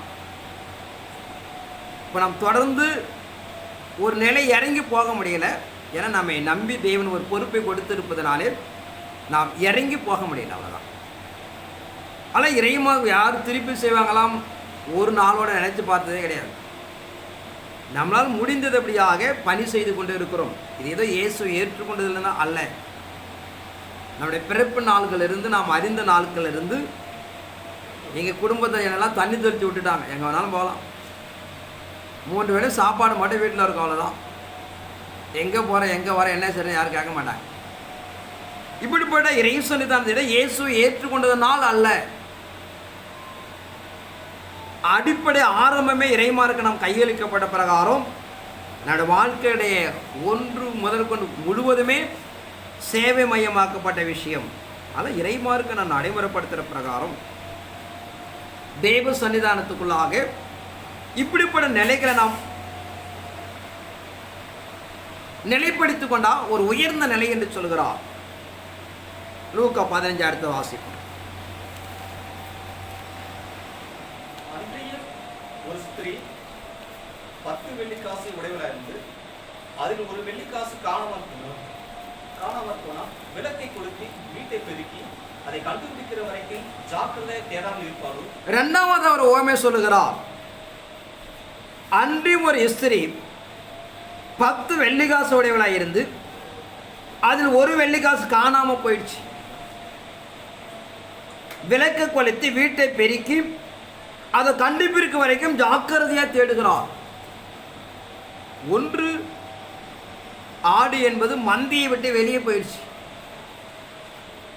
ரெண்டாவது, தன் வீட்டுக்குள்ள 10 வெள்ளிக்காசு இருக்கிறது, அதில் ஒரு வெள்ளிக்காசு வீட்டுக்குள்ள தான் மறைஞ்சிடுச்சு. பொதுவாக 10 என்பது நீங்கள் பார்த்தீங்கன்னா ஒரு முடிவு என்று பார்க்கிற வேகத்தில் யாக்கோபு சம்பளங்களை 10 முறை மாற்றினார்கள். இஸ்ரவேலை 10 முறை என பரீட்சை பார்த்தார்கள். இயேசு கிறிஸ்து வரிகளை 10 கன்னிப்பெண்கள் ஆயத்தமாகிறார்கள். இயேசு கிறிஸ்து குணாதிசயங்கள் வெளிப்படுத்த 1 பார்க்க 10 அம்சங்கள். 10 என்பது பார்த்தீங்கன்னா ஒரு முடிவு. இப்படி நிறைய வேதத்தில் அடுக்கிக் கொண்டே போகலாம். ஆனால் 10 வெள்ளிக்காசு என்பது மதிப்புக்குரியது. ஆனால் எங்கே காணா போச்சுன்னு பார்த்தா வீட்டுக்குள்ள தான். ஊழியம் செய்ய கடந்தவர் நாம் எல்லாம் ஒரு விசுவாசியாக இருக்கலாம், ஊழியராக இருக்கலாம், நல்ல ஓடுவார்கள். திடீரென்று அனலும் இல்லாமல் குளிரும் இல்லாமல் கிடப்பாங்க உள்ள. அதை தான் சொல்லுகிறது. வெளியில் அல்ல, உள்ளதான் இருக்கிறான். அந்த விசுவாசம் கண்காணிக்கப்பட வேண்டும். உள்ளே இருந்துட்டு எந்த ஒரு கிரியும் இல்லாமல் இருக்கிறார்கள். ஒரு விலை உயர்ந்த வெள்ளிக்காசு தான், எல்லாம் தகுதி உள்ள தகுதி அடைந்த வெள்ளிக்காசு தான். ஆனால் அது உள்ள மறைந்து கிடக்கிறது. ஆனால் 10 வெள்ளிக்காசு இருப்பது என்பதால் ஒரு வெள்ளியாவது காணா போனாலும் நினைக்கக்கூடாது. அதுவும் தேடப்பட வேண்டும். உள்ளுக்குள்ளே கிடக்கும், அனலும் இல்லாமல் குளிரும் இல்லாமல் கிடக்கும். இப்படிப்பட்ட வெள்ளிக்காசு பார்த்தீங்கன்னா, முதலாவது ஒரு தொடப்பனை எடுத்து அங்கே என்ன சொல்ற அந்த வசந்த வாசிங்க. ஒரு ஸ்திரீ 10 வெள்ளிக்காசை உடையவளாக இருந்து அது வெள்ளிக்காசு காணாமல் போனால் விளக்கை கொளுத்தி வீட்டை பெருக்கி அதை கண்டுபிடிக்கிற வரைக்கும் ஜாக்கிரதையாக தேடாமல் இருப்பார். 3 சம்பவத்தை சொல்லுகிறார். அந்த வெள்ளிக்காசு கண்டுபிடிப்பது ஃபர்ஸ்ட் ஒரு விளக்கை கொளுத்தணும். ஏன்னா வீடு பல இடத்துல வெளிச்சம் இருக்கும், பல இருள் இருக்கும். ஒரு டேபிள் போட்டிருக்க இருளாக இருக்கும். அப்போ என்ன பண்ணு பார்த்தீங்கன்னா, அந்த வெள்ளிக்காசுடைய இருளை பார்க்கப்பட வேண்டும். அதில் இருக்கிற இருளை என்ன பண்ணும், வெளிச்சத்தில் ஃபஸ்ட் கொண்டு வரணும். அவரோட வாழ்க்கையில் இருக்கிற கிரியைகளை பிரியமலங்களை அழிக்கணும், அதை மாற்றணும். ஒரு பிரகாசமான ஒரு ஒளி போகும்போது அந்த இருள் மாறும். அப்போதான் அது எங்கே அந்த மறைஞ்சு கிடக்கு என்பதை நீங்கள் கண்டுபிடிக்க முடியும். நீங்கள் ஒரு வெளிச்சத்தை கொண்டு போகலன்னா அங்கே என்ன பண்ண முடியாது, இருளை மாற்றி அது இருக்கிற இடத்தை கண்டுபிடிக்க முடியாது.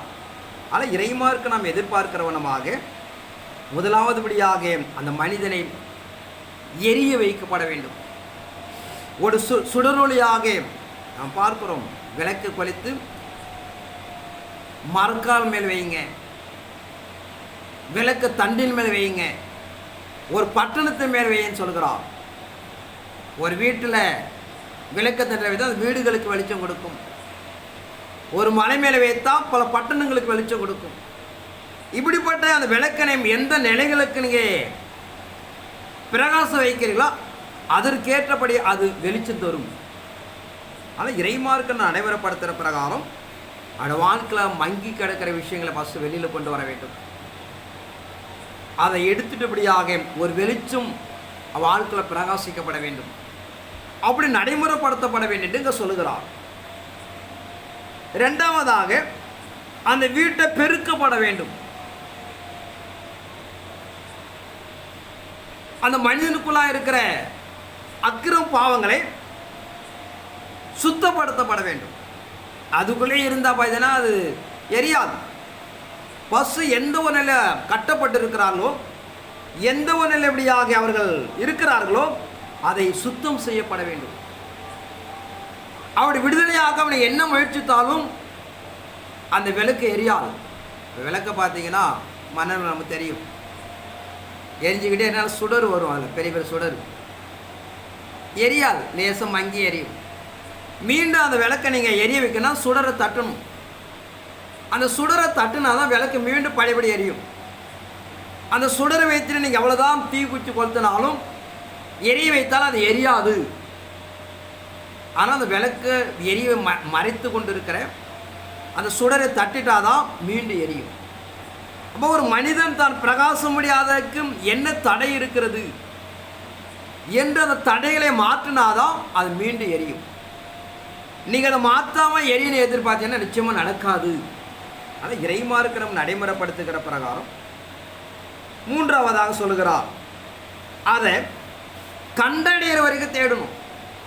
ஒரு முறை 2 முறை தேடிட்டு என்ன பண்ணக்கூடாது, விட்டு விடக்கூடாது. அதெல்லாம் அருமுறைத்தர் இயேசு மத்திய ஏற்கனவே வாசித்த 7:7 சொல்லுகிற பிரகாரம் மீண்டும் அதை வாசிப்போம். கேளுங்கள் அப்பொழுது உங்களுக்கு கொடுக்கப்படும், தேடுங்கள் அப்பொழுது கண்டடைவீர்கள், தட்டுங்கள் அப்பொழுது திறக்கப்படும். ஏனென்றால் கேட்கிறவன் எவன் பெற்றுக் கொள்கிறான், தேடுகிறவன் கண்டடைகிறான், தட்டுகிறவன். ஒரு 3 சம்பவத்தை நடைமுறைப்படுத்துகிற பிரகாரம் அதை கண்டடைகிற வரையும் தேடிக்கிட்டே இருக்கணும். 1 நாள் 2 நாள் 3 நாள் தேடிட்டோம், கிடைக்கல, விட்டுட்டீங்கன்னா அது பலன் தராது. ஆனால் இறைமார்க்கு நாம் நடைமுறைப்படுத்துகிற பிரகாரம் அது தேடுகிற வரைக்கும் நாம் கண்டடைகிற வரைக்கும் தேட வேண்டும். பெருக்குதல் மத்திய 3ஆம் அதிகாரம் 1 வாசி. அந்நாட்களில் யோவான் ஸ்நானன் யூதா வனாந்தரத்தில் வந்து மனந்திரும்புதல் பரலோகராஜ்யம் சமீபத்தில் பிரசங்கம் பண்ணான். கர்த்தருக்கு வழியை ஆயத்தப்படுத்துதல் அவனுக்கு பாதையை சபை பண்ணுங்கள் என்று வனாந்தரத்திலே கூப்பிடு சத்தம் உண்டென்று ஏசியா தீர்க்கதரிசி சொல்லப்பட்ட இவனே. இந்த யோவான் ஒட்டகமாய் உடை தரித்து தன் அறையில் வார்க்கச்சை கட்டி கொண்டிருந்தான். வெட்டுக்கிளியும் காட்டுத்தேன் அவனுக்கு ஆகாரம் இருந்தது. அப்போது எருசலேம் நகரத்தாரும் யூதேய தேசத்தார் அனைவரும் யோர்தானுக்கு அடுத்த சுற்றுப்புறத்தார் யாவரும் அவனிடத்திற்கு போய் தங்கள் பாவங்களை அறிக்கையிட்டு யோர்தான் நதியில் அவனால் ஞானஸ்நானம் பெற்றார்கள். பரிசேயரும் சதுசேயரும் அநேகர் தன்னிடத்தில் ஞானஸ்நானம் பெறுவதை வருகிறதை அவன் கண்டு, வெறியன் பாம்பு குட்டிகளே, வருங்கோபத்துக்கு தப்பித்துக் கொள்ள உங்களுக்கு வகை காத்தவர்கள் யார்? மனதிற்கு ஏற்ற கனிகளை கொடுங்கள். ஆபிரகாம் எங்களுக்கு தகப்பனை உங்களுக்கு சொல்லிக் கொள்ள நினையாதிருங்கள். இறைமார்க்கு நடைமுறைப்படுத்துகிற பிரகாரம் அருமரத்தேர இயேசுக்கு வழியை ஆயத்தப்படுத்த வந்த யோவான் சொல்லுகிறார், மனம் திரும்புகிற பரலோகராஜ சமீபத்தை பிரசங்கம் பண்ணினார்.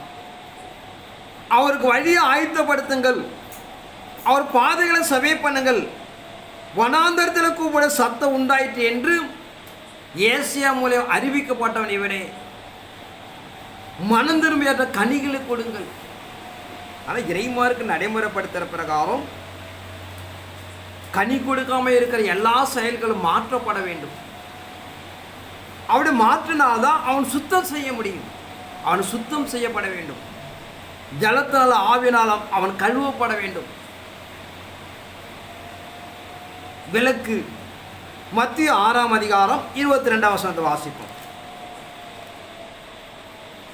நான் உங்களுக்கு சொல்லுகிறேன், தன் சகோதரனை நியாயமில்லாமல் கோபித்துக் கொள்ளுவோம் நியாயத்திற்கு எதுவாக இருப்பான், தன் சகோதரனை வீண் என்று சொல்லுகிறது. மத்திய 6:22. கண்ணானது சரீரத்தில் விளக்காய் இருக்கிறது. உன் கண் தெளிவாய் இருந்தால் உன் சரீரம் முழுவதும் வெளிச்சமாய் இருக்கும். உன் கண் கெட்டதாய் இருந்தால் உன் சரீரம் முழுவதும் இருளாய் இருக்கும். உன் கண் கெட்டதாய் இருக்கும். கண்ணானது சரீரத்தின் விளக்காய் இருக்கிறது. உன் கண் தெளிவாய் இருந்தால் உன் சரீரம் முழுவதும் வெளிச்சமாய் இருக்கும் என்று சொல்லுகிறார். ஆனால் இறைமார்க்கு நடைமுறைப்படுத்துகிற உலகத்தின் ஐஸ்வர்யமாக காணப்படுகிற எண்ணப்படுகிற இந்த மாம்சம் இடம் கொடுக்கப்படாது. அதான் கண்கடி கிரிகளாக வெளிப்படுகிறது. ஆனால் இறைமார்க்கு நடைமுறைப்படுத்த அப்போ ஜாக்கிரதை இருக்கப்பட வேண்டும். மத்திய 4ஆம் அதிகாரம் 15ஆம் வசனத்தை வாசிக்கும். இருள் இருக்கும் ஜனங்கள் பெரிய வெளிச்சத்தை கண்டார்கள். மரணில் இருளின் திசை இருக்கிறவர்களுக்கு வெளிச்சம் உதித்தது என்று. இருளில் இருக்க ஜனங்கள் பெரிய வெளிச்சத்தை கண்டார்கள். மண்ணில் சிலருக்கு வெளிச்சம் உதித்தது. அருமிரட்சகரை இயேசு கிறிஸ்து குறித்து ஏசாயா பக்தன் அறிவிக்கிற பிரகாரம் அருமிரட்சகரை இயேசு கிறிஸ்துடைய பிறப்பினாலே இருள் என்று சொல்கிற பாவம், சாபம், வியாதி, மரணம் இப்படிப்பட்ட கட்டுகளிலிருந்து தேவன் இப்படி விடுதலை ஆக்குகிறார். ஆனால் நீங்களும் இறைமார்க்கம் எதிர்பார்க்கிற ஒரு வெளிச்சத்தின் பிள்ளைகள் என்று சொன்னால் நாம் மனுக்குலத்துக்கு மீட்பை உண்டாக்கப்பட வேண்டும். மத்திய 5ஆம் அதிகாரம் 14 வாசம். நீங்கள் உலகத்துக்கு வெளிச்சமாய் இருக்கிறீர்கள், மலையில் மேல் இருக்கிற பட்டணம் மறைந்திருக்க மாட்டாது. நீங்கள் உலகத்துக்கு வெளிச்சமாய் இருக்கிறீர்கள், மலையில் மேல் இருக்கிற பட்டணம் மறைந்திருக்க மாட்டாது. ஆனால் அருமை தேவன் பிதா தன்னை எப்படி அனுப்பினாரோ அதற்கு உங்களை ஒப்பிடுகிறார். அவரு உலகத்து வெளிச்சமாய் இருக்கிறார் என்று சொல்லுகிறது. தேவஜனமாய் ஊழியரை உங்களும் சொல்லுகிறார், நீங்க உலகத்துக்கு வெளிச்சமாய் இருக்கிறீர்கள். நாம் பிரகாசிக்கிற நிலை பொறுத்து நாம் அழைப்போம். ஒரு சூரியனா, சந்திரனா, நட்சத்திரங்களா என்று நாம் எந்த அளவுக்கு தேவநாமத்தை ஏற்று பிரகாசிக்கிறோமோ அதன் அடிப்படைக்குள்ளாக உங்கள் மத்தியில் அநேகர் கடந்து வந்து இளைப்பாறுவார்கள், உடைய வெளிச்சத்தில் நடமாடுவார்கள். ஒரு ராக்காலத்தில் அப்படியாக உங்களை வெளிச்சம் அவர்களுக்கு உதவியாக இருக்கும். அதான் பூமியில் காணப்பட ராக்காலம் ஆகிய பாவம், சாபம், மரணம் இப்படிப்பட்ட மனித குலத்துக்கு உங்கள் வெளிச்சம் அவர்களுக்கு உதவியாக இருக்கும் என்று சொல்லுகிறது. ஆனால் இறைமார்க்கம் சொல்லுகிற பிரகாரம் காணாப்பான வெள்ளிக்காசை முதலாவதுபடியாக விளக்கு கொளுத்தி தேட வேண்டும். அதை ஒரு வார்கொள்ளர் பெருக்க சொல்லுகிறார், சுத்தம் பண்ண சொல்லுகிறார். சுத்தம் பண்ணாதான் எங்கே கிடக்குங்கிறத நீங்கள் கண்டுபிடிக்க முடியும். நீங்கள் சுத்தம் பண்ணலைன்னா அதை கண்டுபிடிக்க முடியாது. ஒரு மனிதன் தன்னை சுத்தப்படுத்திக் கொண்டாதான் தேவனை கண்டடைய முடியும். நாம் அக்கிரமத்து பாவத்தில் வாழ்ந்தால், நாம் சுத்திகரிப்பை நடைமுறைப்படுத்த விட்டால் நாம் தேவனை பார்க்க முடியாது. அவர் சொல்லுகிறார், அதை கண்டடைகிற வரைக்கும் ஜாக்கிரதையா தேடு. அசாதாரணமான நிலைமா நாம் தேடக்கூடாது. ஏதோ ஒரு மாதிரி தேடி பார்த்தேன் என்று நாம் எண்ணிடக்கூடாது. ஏன்னா அந்த வெள்ளிக்காசு வீட்டுக்குள்ளே தான் கிடைக்கும், வேற எங்கேயும் கிடைக்கல. தனக்குள்ளே ஏதோ தன்னை தெய்வத்திற்கு நிறைவேற்றி கொடுக்காம தடுக்கிறது, தேவனை பிரியமான ஒரு வாழ்க்கையை உண்டாக்காம தடுக்கிறது, தேவனுக்கு நான் ஒரு மகிமை செலுத்தக்கூடிய அளவுக்கு நமக்குள்ளே ஏதோ ஒன்று நினைப்படுகிறது, தடுக்கிறது. ஆனால் நாம் ஒரு முறைக்கு 2 முறை தேடப்படும் போது அதிலிருந்து நாம் விடுதலை ஆக்கிக் கொள்ளலாம் என்றும் இறைமார்க்கம் சொல்கிறது. வாசிப்போம் 3வது லூக்கா 15. கண்டுபிடித்த பின்பு தன் சிநேகிதர்களின் ஐவெட்டுக்காரிகளும் கூட வரவழைத்து காணாமல் போன வெள்ளிக்காசு கண்டுபிடித்தேன், என்னோடு கூட சந்தோஷப்படுங்க என்பார் அல்லவா? அதுபோல மனதிருக்கிற ஒரே பாவை நிமித்தம் தேவனுடைய தூதருக்கு 11 பின்னும் அவர் சொன்னது, ஒரு மனுஷனுக்கு 2 குமாரர் இருந்தார்கள். அவர்கள் இளையவன் தகப்பனை நோக்கி, தகப்பனே, ஆஸ்தியில் எனக்கு வரும் பங்கை எனக்கு தர வேண்டும் என்றான். அந்தப்படி அவன் அவருக்கு தன் ஆஸ்தியை பங்கிட்டு கொடுத்தான். சில நாளைக்கு பின்பு இளைய மகன் எல்லாரும் சேர்த்து கொண்டு தூர தேசத்துக்கு புறப்பட்டு போய் அங்கே துன்மார்க்கமாய் ஜீவனம் பண்ணி தன் ஆஸ்தி அழித்து போட்டான். எல்லாவற்றையும் அவன் செலவழித்த பின்பு அந்த தேசத்திலே கொடிய பஞ்சம் உண்டாயிற்று. அப்பொழுது அவன் குறைபட தொடங்கி அந்த தேசத்துக்குரிய ஒருவனிடத்தில் போய் ஒட்டி கொண்டான். அந்த குடியாளன் அவனை தன் வயல்களில் பன்றிகளை மேய்க்கும்படி அனுப்பினான். அப்பொழுது பன்றிகள் திணிகிற தவிட்டினாலே தன் வயிற்று நிறம் ஆசையாக இருந்தான். ஒருவன் அதை அவனுக்கு கொடுக்கவில்லை. அவனுக்கு புத்தி தெளிந்த போது அவன், என் தகப்பனை கூலிக்காரர் எத்தனையோ பேருக்கு பூர்த்தியான சாப்பாடு இருக்கிறது, நானும் பசியினால் சாகிறேன். இங்க தேவன் 3வது ஓமை சொல்லுகிறார். 2 குமாரர்கள், ஒரு மூத்தவன் ஒரு இளையவன். ஆனா மூத்தவன் பார்த்தா அப்பாவுக்கு பிரியமா காணப்பட்டு அவன் அங்க வாழ்கிறான். இவர்கள் யார் என்று பார்த்தீங்கன்னா, ஒன்று மூத்தவன் புதிய ஏற்பாடு காணப்பட்ட பரிசுத்தான் ஒப்பிடலாம். இளையவன் கடைசி காலத்தை காணப்படுற மனவாட்டிக்கு ஒப்பிடலாம். முந்தினவர் பிந்தினவர்களாகும், பிந்தினர் முந்தினர்களாக மாறுகிறார்கள். 2 பேர், ஒருவன் வயல் வேலை செய்கிறான், ஒருவன் எடுத்துக்கொள்ள ஒருவன் கைவிடப்படுகிறான். 2 பேர் இயந்திரம் அடித்துக் கொண்டு இருக்கிறார்கள் என்று இப்படி நிறைய நிலைகளை ஒப்பிடலாம். ஒன்று பழைய ஏற்பாடு காணப்பட பரிசுகள் ஒப்பிடலாம், இன்னொன்று புதிய ஏற்பாடு காணப்பட பரிசுகள் ஒப்பிடலாம். இந்த 2 என்பது பல இடங்களில் ஒப்பிட்டு கொண்டு போகலாம். இறைமார்க்க நடைமுறைப்படுத்துகிற பிரகாரம் வெளிப்படுத்தின 6ஆம் அதிகாரம் 9 வாசிப்பு. அவர் 5ஆம் முத்திரை உடைத்த போது தேவ வசனத்தின் நிமித்தமும் தாங்கள் கொடுத்த சாட்சி நிமித்தமும் கொல்லப்பட்ட ஆத்துமாக்களை பலிபீடத்தின் கீழே கண்டேன். அவள் பரிசுத்தமும் சத்தியமும் ஆண்டவரே, தேவரீர் பூமி மேல் குடியிருக்கிறவர்கள் எங்கள் ரத்தத்தை குறித்து எதுவரைக்கும் நியாய தீர்ப்பு செய்யாமல் பழிவாங்காமல் இருக்கு என்று மகா சத்தமிட்டு கூப்பிட்டார்கள். அப்பொழுது அவர் ஒவ்வொருவருக்கும் வெள்ளையங்களை கொடுக்கப்பட்டது. அன்றையும் அவர் தங்களைப் போல கொலை செய்யப்பட போவதுமாகி தங்கள் உடன் பணிவிடை காரணம் தங்கள் சகோதரமானவர்கள் தொகை நிறைவாகும் அளவு இன்னும் கொஞ்ச காலம் இடைப்பாற வேண்டும் என்று அவர் சொல்லப்பட்டது. அவர் 5ஆம் முத்திரை உடைத்த போது தேவ வசனத்தை தாங்கள் கொடுத்த சாட்சி நிமித்தம் கொல்லப்பட்ட ஆத்துமாக்களை பலிபிடிப்பது கண்டேன். அவர் பரிசுத்தமும் சத்தியமுள்ள ஆண்டவரே, தேவரே பூமியில் குடியிருக்கிற எங்கள் ரத்தத்தை குறித்து எதுவரைக்கும் நியாய தீர்ப்பு செய்யாமலும் பழிவாங்காமல் இருப்பின மகா சத்தியமிட்டு கூப்பிட்டார்கள். ஒரு குறிப்பு, தேவனுடைய சன்னிதானத்தில் தன்னை அர்ப்பணித்து ரத்தம் சிந்திபடியாக தேவனுடைய மூத்த பிள்ளையாக காத்திருக்கிறார்கள்.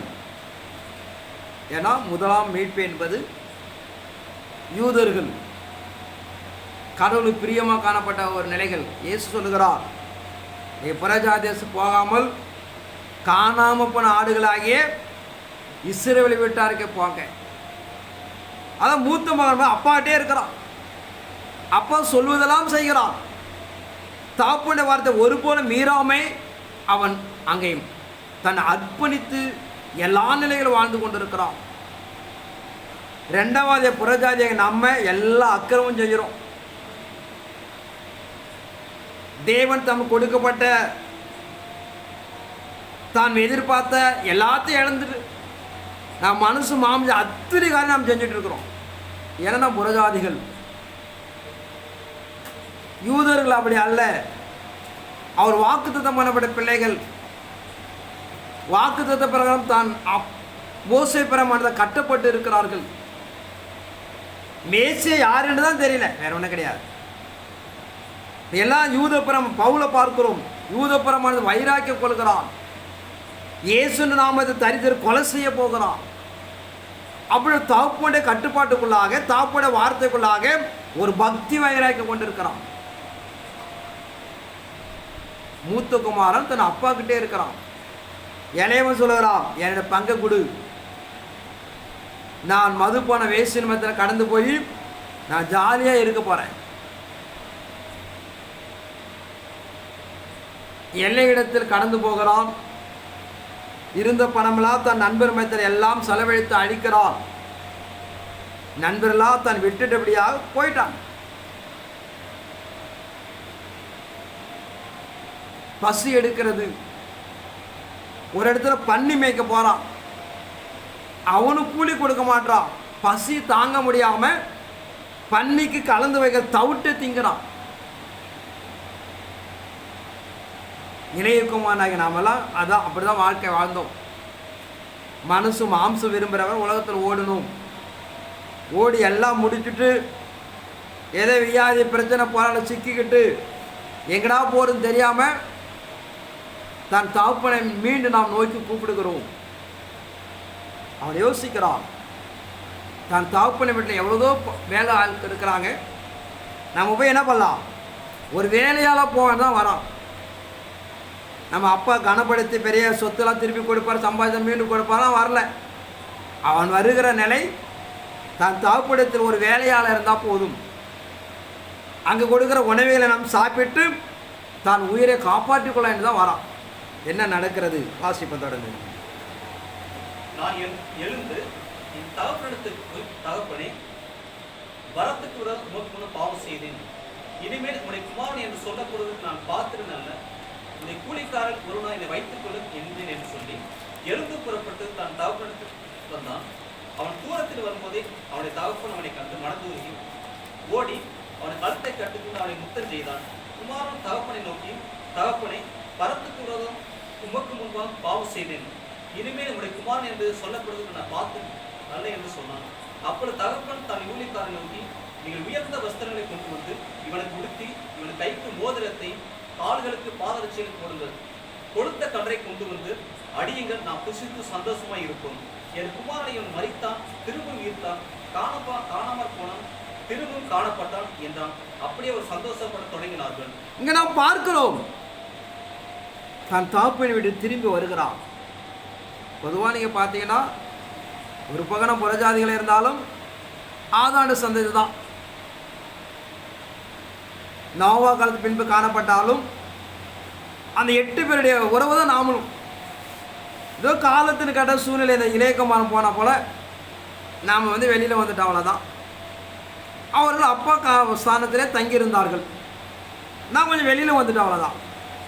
நாம் எல்லாரும் புறஜாதியாக இருந்தாலும் யூதனாக இருந்தாலும் ஒரே சந்ததி தான், அதில் ஒன்றும் வித்தியாசம்லாம் கிடையாது. அவன் தாப்பனு பேச்சு கேட்டு தாப்பனுக்குள்ளாக இருக்கிறான். நம்ம கொஞ்சம் ஆணவம் முடிச்சு என்ன பண்ணிட்டோம், நம்ம மூதாதையர் எல்லாம் தேவன சத்தத்தை விட்டு செவி கொடுக்காமல், தேவ சத்தத்தை கீழ்ப்படியாமல் வெளியில் வந்துட்டாங்க, அவ்வளோதான். அதனால் எவ்வளோ மேன்மை பாருங்கள். ஒரு பக்கம் அப்படி கடந்து வந்திருந்தாலும் அவன் சிந்திக்கிறான், தன் தாப்பனை விட்டு போகிறான். தூரத்தில் அந்த தாப்பன் பார்த்து தன் மகன் வருவதை பார்த்து சந்தோஷம் அடைகிறான். நிறைய இதுக்கு நிலைகள் இருக்கிறது. யூதர்கள் பட்ட பிரயாசத்தை விட நாம் அதிகமாக பிரயாசப்பட வேண்டும். கிறிஸ்து நாடுகளாகிய 100 நாடுகள் அவர்கள் பயன்படுத்திக்கொள்ள பரிசுத்தத்தை விட எதுக்கு புறம்பாக்கப்பட, தள்ளப்பட, ஒதுக்கப்பட்ட நாம் அவர்களை விட மேன்மையாக தான் வைத்திருக்கிறோம். கடவுள் 2 பேருடைய நடைமுறையில் மாறுகிறது. ஆதா நாட்களில் காணப்பட சந்ததி தன் மனசு மாம்ச கடந்து போனார்கள். கடைசி காலத்தில் காணப்படுற மனுக்களும் ஒரு நெருக்கடியான வாழ்க்கை. 1000 முன்னாடியே கல்யாணம் பண்ணிட்டான் சாலமோன், அவனுக்கு மோட்சம் உண்டு. நம்ம 2 முன்னாடியே கட்டிட்டாலும் போட்டோம் பாதாளத்துக்கு. இப்படி ஒரு வாழ்க்கையில் வித்தியாசம் இருக்கிறது. பரத்துக்கு ஒப்பாக தேவனுக்கு ஒப்பாக தான் வாழ்க்கையை மாற்றுகிறோம். ஆதி காலத்துக்கான மனிதருக்கு அப்படி நிலை கிடையாது. அல்ல சொந்த மூத்தகுமாரனாகிய தேவன் பாதத்தில் அவன் இருந்திருந்தாலும் அவனை விட ஒரு பிரதிபலிக்கிறோம், அவனோட பாடுகளை சுமக்கிறோம், அவனோட அக்கிரமங்களை சுமக்கிற தெய்வ திட்டத்துக்காக. அதன் அடிப்படையில்னால்தான் இப்படி ஒரு நிலைகள் உண்டாகிறது. அவன் சொல்லுகிறான், அவன் முழுவதும் என்ன பண்ண, கழுவி ஒரு புதிய வஸ்திரம் தரிக்கப்பட வேண்டும். 3 சம்பவத்தை பண்ணுகிறார். 22 வருஷமேடு வாசிப்போம். அப்பொழுது தகப்பன் தன் ஊழியக்காரனை நோக்கி, நீங்கள் உயர்ந்த வஸ்திரத்தை கொண்டு வந்து இவனுக்கு உடுத்தி இவன் கைக்கு மோதிரத்தை கால்களுக்கு பாதரட்சியும் போடுங்கள். அப்போது தகப்பன் தன் ஊழியக்காரன் நோக்கி, நீங்கள் உயர்ந்த வஸ்திரங்களை கொண்டு வந்து அவனுக்கு உடுத்தி இவன் கைக்கு மோதிரத்தை போட்டு கால்களுக்கு பாதரட்சை போடுங்கள். வஸ்திரம் என்பது தேவனுடைய வசனம். வெளிப்படுத்தி 19ஆம் அதிகாரம் 8-9 வாசி. நாம் சுத்தம பிரகாசமான மெல்லிய வஸ்திரம் தரித்துக் கொள்ளும்படி அவருக்கு அளிக்கப்பட்டது. அந்த மெல்லிய வஸ்திரம் பரிசுத்தவான்களுடைய நீதிகளே. இங்க இறைமார்க்கு நாம் நடைமுறைப்படுத்துகிற பிரகாரம் நாம் சந்தோஷப்படு களி கொண்ட துதி செலுத்த கடவோம். ஆட்டுக்குடியான கல்யாணம் வந்தது, அவட மனைவி தன் ஆயத்தமணி என சொல்ல கேட்டேன். சுத்த பிரகாசம் வெள்ளிய வஸ்திரம் தரித்துக்கொள்ளும்படி அவளுக்கு அளிக்கப்பட்டது. அந்த மெல்லிய வஸ்திரம் பரிசுத்தமான நீதி என்று சொல்லுகிறார். ஆனால் இறைமார்க்கு நடைமுறைப்படுத்துகிற பரிசுத்தம் என்பது வஸ்திரத்தை சார்ந்த விஷயங்கள். தேவனுடைய வசனங்கள் உள்ளங்காலிலிருந்து உச்சதலை வரைக்கும் தேவனுடைய வசனங்களை கை கொள்ளப்பட வேண்டும், அதை அலங்கரித்து கொள்ளப்பட வேண்டும். ஒரு சாட்சி உள்ள வாழ்க்கை நமக்கு அவசியம் என்று சொல்கிறார். ஆனால் இறைமார்க்கு நடைமுறைப்படுத்துகிற புதிய ஏற்பாடு காணப்பட நாம் எல்லாம் ஒரு விலை உயர்ந்த ஒரு வஸ்திரத்தை தரித்து கொள்ளப்பட வேண்டும். அப்படி தரித்து கொண்டாதான் அந்த தகுதியை நாம் அடைய முடியும். ஆனால் பிதாவாகிய தகப்பன் நமக்கு ஒரு விலை உயர்ந்த வஸ்திரத்தை கொடுக்கிறார். ஒருவனும் உங்களுக்கு குற்றம் சாட்டக்கூடாது, ஒருவனும் உங்களுக்கு பிழை இருக்குன்னு சொல்லக்கூடாது, ஒருவனும் உங்களை எப்படியாக பூலோகத்தில் அப்படியாக ஒரு குற்றவாளியை காணப்பட அளவுக்கு ஒரு பெரிய வஸ்திரத்தை கொடுக்கிறார். விலையுயர்ந்த பளபளப்பாக மின்னக்கூடியபடியாக ஒருவனும் உங்களை பார்க்கக்கூடிய அளவுக்கு ஒரு பரிசுத்த வாழ்க்கையபடியாக தேவன் நமக்கு தந்துள்ளுகிறார். இரண்டாவதாக ஒரு மோதிரம். ஆகாய 2ஆம் அதிகாரம் 23ஆம் வசனத்தை வாசிப்போம்.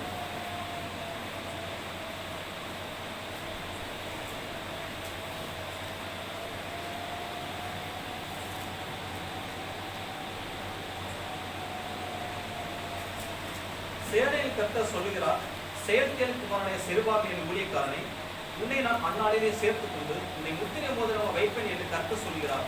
நான் உன்னை தெரிந்து கொண்டேன் என்று சேனையில் கர்த்தர் உரைக்கிறார் என்று சொல் என்றார்.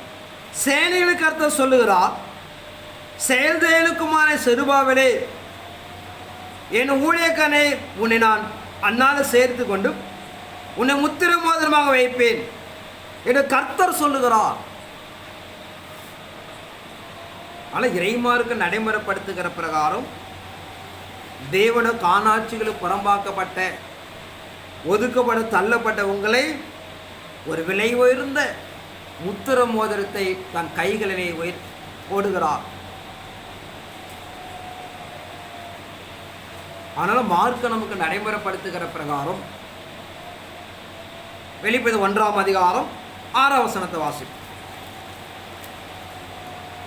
நம்மிடத்தில் அன்பு கூர்ந்து தமது ரத்தத்தினால் நம்முடைய பாவங்களால் நம்மை கழுவி நம்முடைய பிதாவை தேவனுக்கு முன்பாக நம்முடைய ராஜாக்கள் ஆசனமாக்கின அவருக்கு மகிமை வல்லன் என்றைக்கு உண்டாயிருப்பதால் நம்மிடத்தில் அன்பு கூர்ந்து தமது ரத்தத்தை நம்முடைய பாவம் நம்ம கழுவி நம்முடைய பிதாவை தேவனுக்கு முன்பாக நம்மை ராஜாக்களும் ஆசாரியமாக்குறார். அவருடைய காணியாட்சிகள் புறம்பாக்கப்பட்ட நம்மை இறைமார்க்கு நடைமுறைப்படுத்துகிற பிரகாரம் உங்களை ராஜாக்களும் ஆசாரியம் ஆக்கிறார். ஆதாம் தேவசாயில தேவருவ சிருஷ்டிக்கப்பட்டாலும் தேவன் நேரடி சுவாசத்தை பெற்று ஜீவனை உண்டானவன் இருந்தாலும் அவன் அந்த இடத்தை இழக்கிறான். கடைசிகால சந்ததியாகிய புறஜாதியாக காணப்பட்ட புறம்பாக்கப்பட்ட நாம் தேவனை மீட்பின் நாட்கள்ல முதல் நிலை நாம் தான் அடைகிறோம். கிறிஸ்துக்கு அடுத்தபடியாக தள்ளப்பட்ட ஒதுக்கப்பட்ட புறஜாதி நாம தான் ஒரு பக்கத்தில் போய் நிற்கிறோம். கிறிஸ்துடைய ஆலயத்துக்குள்ளாக 4 ஜீவன்கள் 7 ஆவிகள் 24 மூப்பர் 140 பேர் பட்டியலில் புறஜாதிகள் தான் அங்கே முன்பு நிற்கிறார்கள். ஆனால் இறைமார்க்கு நடைமுறைப்படுத்தின பிரகாரம் தேவன் நம்மை எப்படி நேசிக்கிறார், எப்படி நம்மை உயர்த்துகிறார், நாம் எந்த நிலையில் கொண்டு வைத்திருக்க புரிந்து கொள்ளப்பட வேண்டும். உங்களை முத்திர மோதிரமாக வைக்கிறேன், என் ஆசாரி வழி செய்வதை உங்களை கனப்படுத்துகிறேன் என்று சொல்கிறார். நமக்கு எந்த ஒரு தகுதியும் கிடையாது. 2வது ஊழியம் கொடுக்கப்பட்ட பிரகாரம் 12 பிள்ளைகளை லேவி கோத்திரத்தை தெரிந்து கொண்டு அவர்கள் தான் அந்த ஊழியத்தை செய்வது தகுதி என்று தேவன் தீர்மானிக்கிறார். ஆனால் லேவி கோத்திரமாகி அவர்கள் அதை இழந்து போகிறார்கள். அதனால நமக்கு கிடைக்கிறது.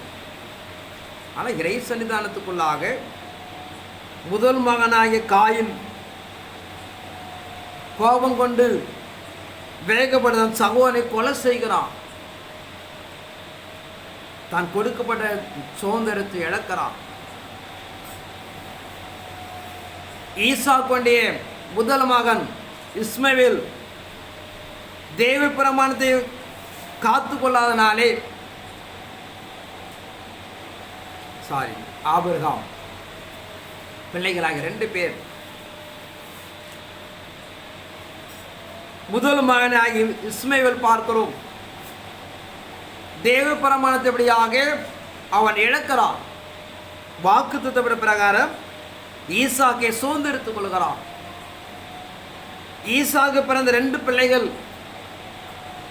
ஏசா தான் சுதந்திரத்தை இழக்கிறான், யாக்கோப்பு பெற்றுக்கொள்கிறான். இப்படி வரலாற்றுக்குள்ளான எங்கே போனாலும் இறை சன்னிதானத்துக்குள்ளாக முதல் மகன் தகப்பனுடைய பட்டியலில் இருந்தாலும் அவன் அதை அடைய முடியல. 2வது பிள்ளைகளாகிய இளையகுமாரன் கெட்டு போனால் அக்கிரம பாவத்தை செத்து போனாலும் அவன் மனம் திரும்பி தன்னை காத்து கொள்கிறான். ஆனால் இறைமார்க்கு நம்ம நடைமுறைப்படுத்துகிற தெய்வ சன்னிதானத்துக்குள்ளாக அவனை ஒரு முத்திர மோதிரமாக வைக்கிறார். 3வதாக பாதரட்சைகள் எப்படியாக அவன் போடி என்று சொல்கிறார். பாதரட்சை என்பது பொதுவாக பாதுகாப்பு. இந்த சரீரத்தை காத்துக்கொள்வதற்காக பூமியில் இருக்கிற எந்த ஒரு பூமிக்குள்ள இருக்கிற நிலைகள் நாம் சரீரத்தை கெடுத்து விடாமல், தீமை செய்து விடாமல் பாதுகாத்து கொள்கிற ஒரு நிலை பாதரட்சை. எபேசியர் 6ஆம் அதிகாரம் 13 வாசி. ஆகையால் தீர்ப்பு நாளிலே அவைகளை நீங்கள் எதிர்க்கவும் சகலத்தும் செய்து கொடுத்தவர்களாய் நிற்கவும் திராணி உலகங்களுக்கு தேவனுடைய சர்வாயுத வர்க்கத்தை எடுத்துக் கொள்ளுங்கள். சத்தியம் கட்சியங்களில் அறை கட்டியவர்களாயும் நீதி என மார்க்கவச தடுப்பவர்களாயும் சமாதான சுவிசேஷத்துக்குரிய ஆயத்தம் என்னும் பாதரட்சை காடுகளை தொடுத்தவர்களாயும் பொல்லாங்கனை அக்னி அஸ்திரங்களை அவித்து கொடுத்ததாய் எல்லாவற்றுக்கும் மேலாக விசுவாசம் கேடயத்தை பிடித்துக் கொண்டு நில்லுங்கள். ரட்சணைகள் தலைச்சீராவி தேவ வசனம் ஆவின் பட்டத்தை எடுத்துக் கொள்ளுங்கள். எந்த சமயத்தில் சகலவித வேண்டுதலோடும் விண்ணப்பத்தோடும் ஆவினால ஜெபம் பண்ணி அதன் பொருட்டு மிகுந்த மன உறுதியோடு சகல பிரசுத்தமானதுக்காக பண்ண வேண்டுதலோடு விடுத்துக் கொண்டிருங்கள். ஆகிய தீங்கு நாளிலே அவன் நீங்கள் எதிர்க்கவும் சகல செய்து முடித்த நிற்கவும் திராணி உள்ளதாக தேவனுடைய சர்வாயத்தை எடுத்துக்கொள்ளுங்கள். சத்தியனு கட்சி உங்கள் அறையிலே கட்டினலாகும், நீதியனும் மார்க்கசத்தை தரித்தலாகும், சமாதான சுவிதம் ஆயத்தவன் பாதரட்சிகளை கால்களில் தொடுத்தவர்களாகவும். பாதரட்சி என்பது சமாதானத்தை வாழ்க்கை உண்டாகக்கூடியது.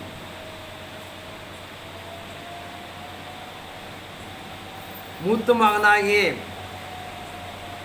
அப்பா இடத்துல இருந்தாலும் அவன் சொல்லுகிறான், எனக்கு ஒரு நாள் கூட அப்பா மோளந்தாளம் வச்சதில்லை, எனக்கு ஒரு நாள் கூட சாப்பாடு விருந்து வச்சது கிடையாது. எல்லாம் அக்கிரம் பாவம் செய்துட்டு வந்தவனே அவனை குளிப்பாட்டி நல்ல வஸ்திரம் போட்டு மேலத்தாளங்களை வச்சு அடித்து ஊரெல்லாம் விருந்து வைக்கிறான். ஆட்டுக்குடியார கல்யாணத்தில் ஒரு பெரிய விருந்து நடக்குது. இளையகுமாரனுக்கு தான். மூத்த குமாரன் ஒருவனும் அங்கே போக முடியாது. தேவனுடைய சன்னிதானத்தை இளைப்பாரி கொண்டிருந்தாலும் அந்த விருந்தில் அவங்க பங்கே கிடையாது. அதனால் இறைமார்க்க வேண்டும் ஒரு எதாச்சுமா சொன்னது அல்ல, எல்லா நிகழ்வுக்கும் ஒரு நிழலோட்டம் தான். ஆனால் இளையகுமாரனுக்கு நாம் இந்த கடைசி அதை நாம் நம்பி ஒரு ஊழியத்தை ஒப்புவித்திருக்கிறோம்.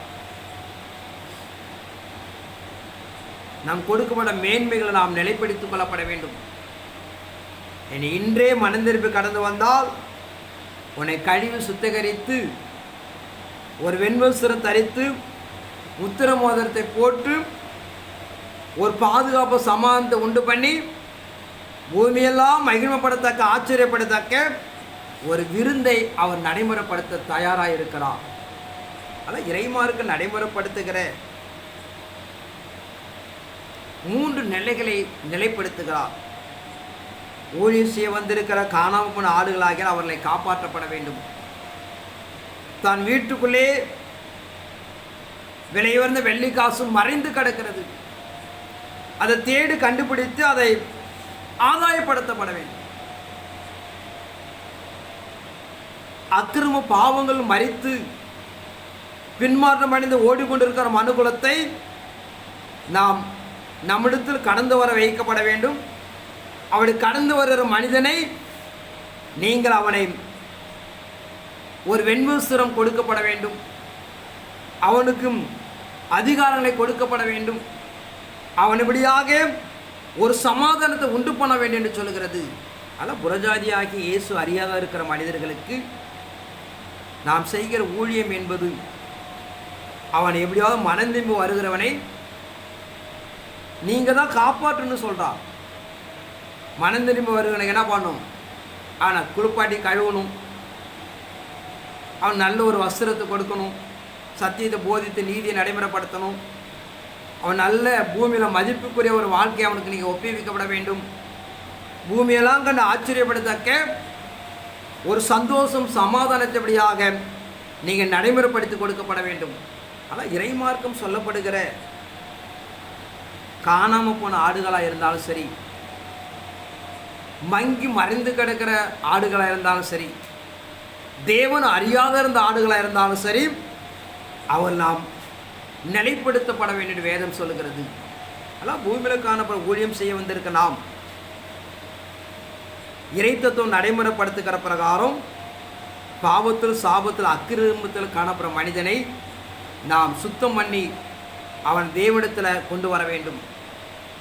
அப்படி கடந்து வந்த ஒரு மனிதன் சப்போஸ் அவன் பின்மாறி போயிட்டானா அவனை சுமந்து வரணும். அடுத்து சொல்லுகிறான், தேடி கண்டுபிடிச்சு கொண்டு வந்து சேர்க்கணும்.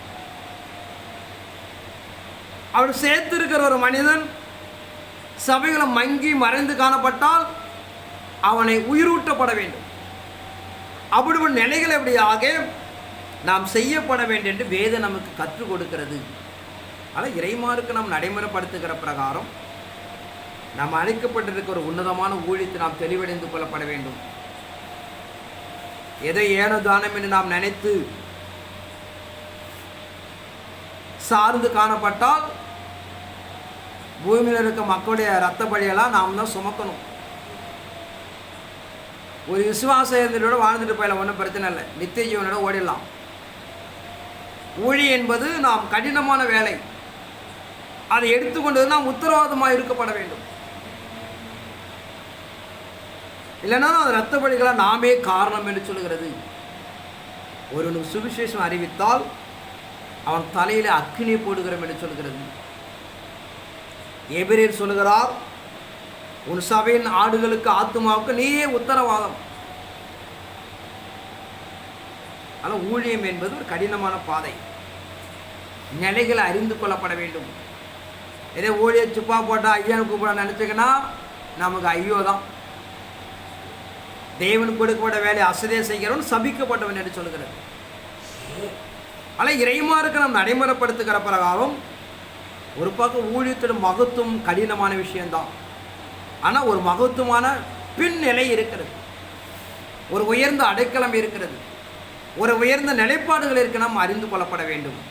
ஆனால் இறைமார்க்கம் அரும்பிரச்சர் இயேசு கிறிஸ்து தான் ஊழிய காலத்தில் சொல்லுகிறார், அக்கிரமத்தில் பாவத்தில் காணப்படும் மனிதனுக்கு கொண்டு வந்து கழுவி ஒரு வஸ்திரம் தரித்து ஒரு மோதிரம் போட்டு ஒரு பாதரட்சியை கொடுத்து அவனுக்கு ஒரு பந்தியை வையுங்கள். அதுலேயும் அவன் காணாப்பானா விட்டுடக்கூடாது. அவனை தேடி கண்டுபிடிச்சு கொண்டு வந்து தன் தோளில் சுமந்து கொண்டபடியாக தன் மந்தையிலே நிலைநிறுத்தப்பட வேண்டும். அதிலும் ஒரு மங்கி எறிஞ்சால் அதை கண்டுபிடித்து சரி செய்து அவனை மீண்டும் எரிய வைக்கப்பட வேண்டும் என்று சொல்கிறார். ஆனால் இறைமாறுபடியாக நாம் எதிர்பார்ப்பதனாலே நாம் நேர்ந்து கொண்ட எதிர்கொள்ள ஊழியம் சந்தோஷமான நிகழ்வுதான்.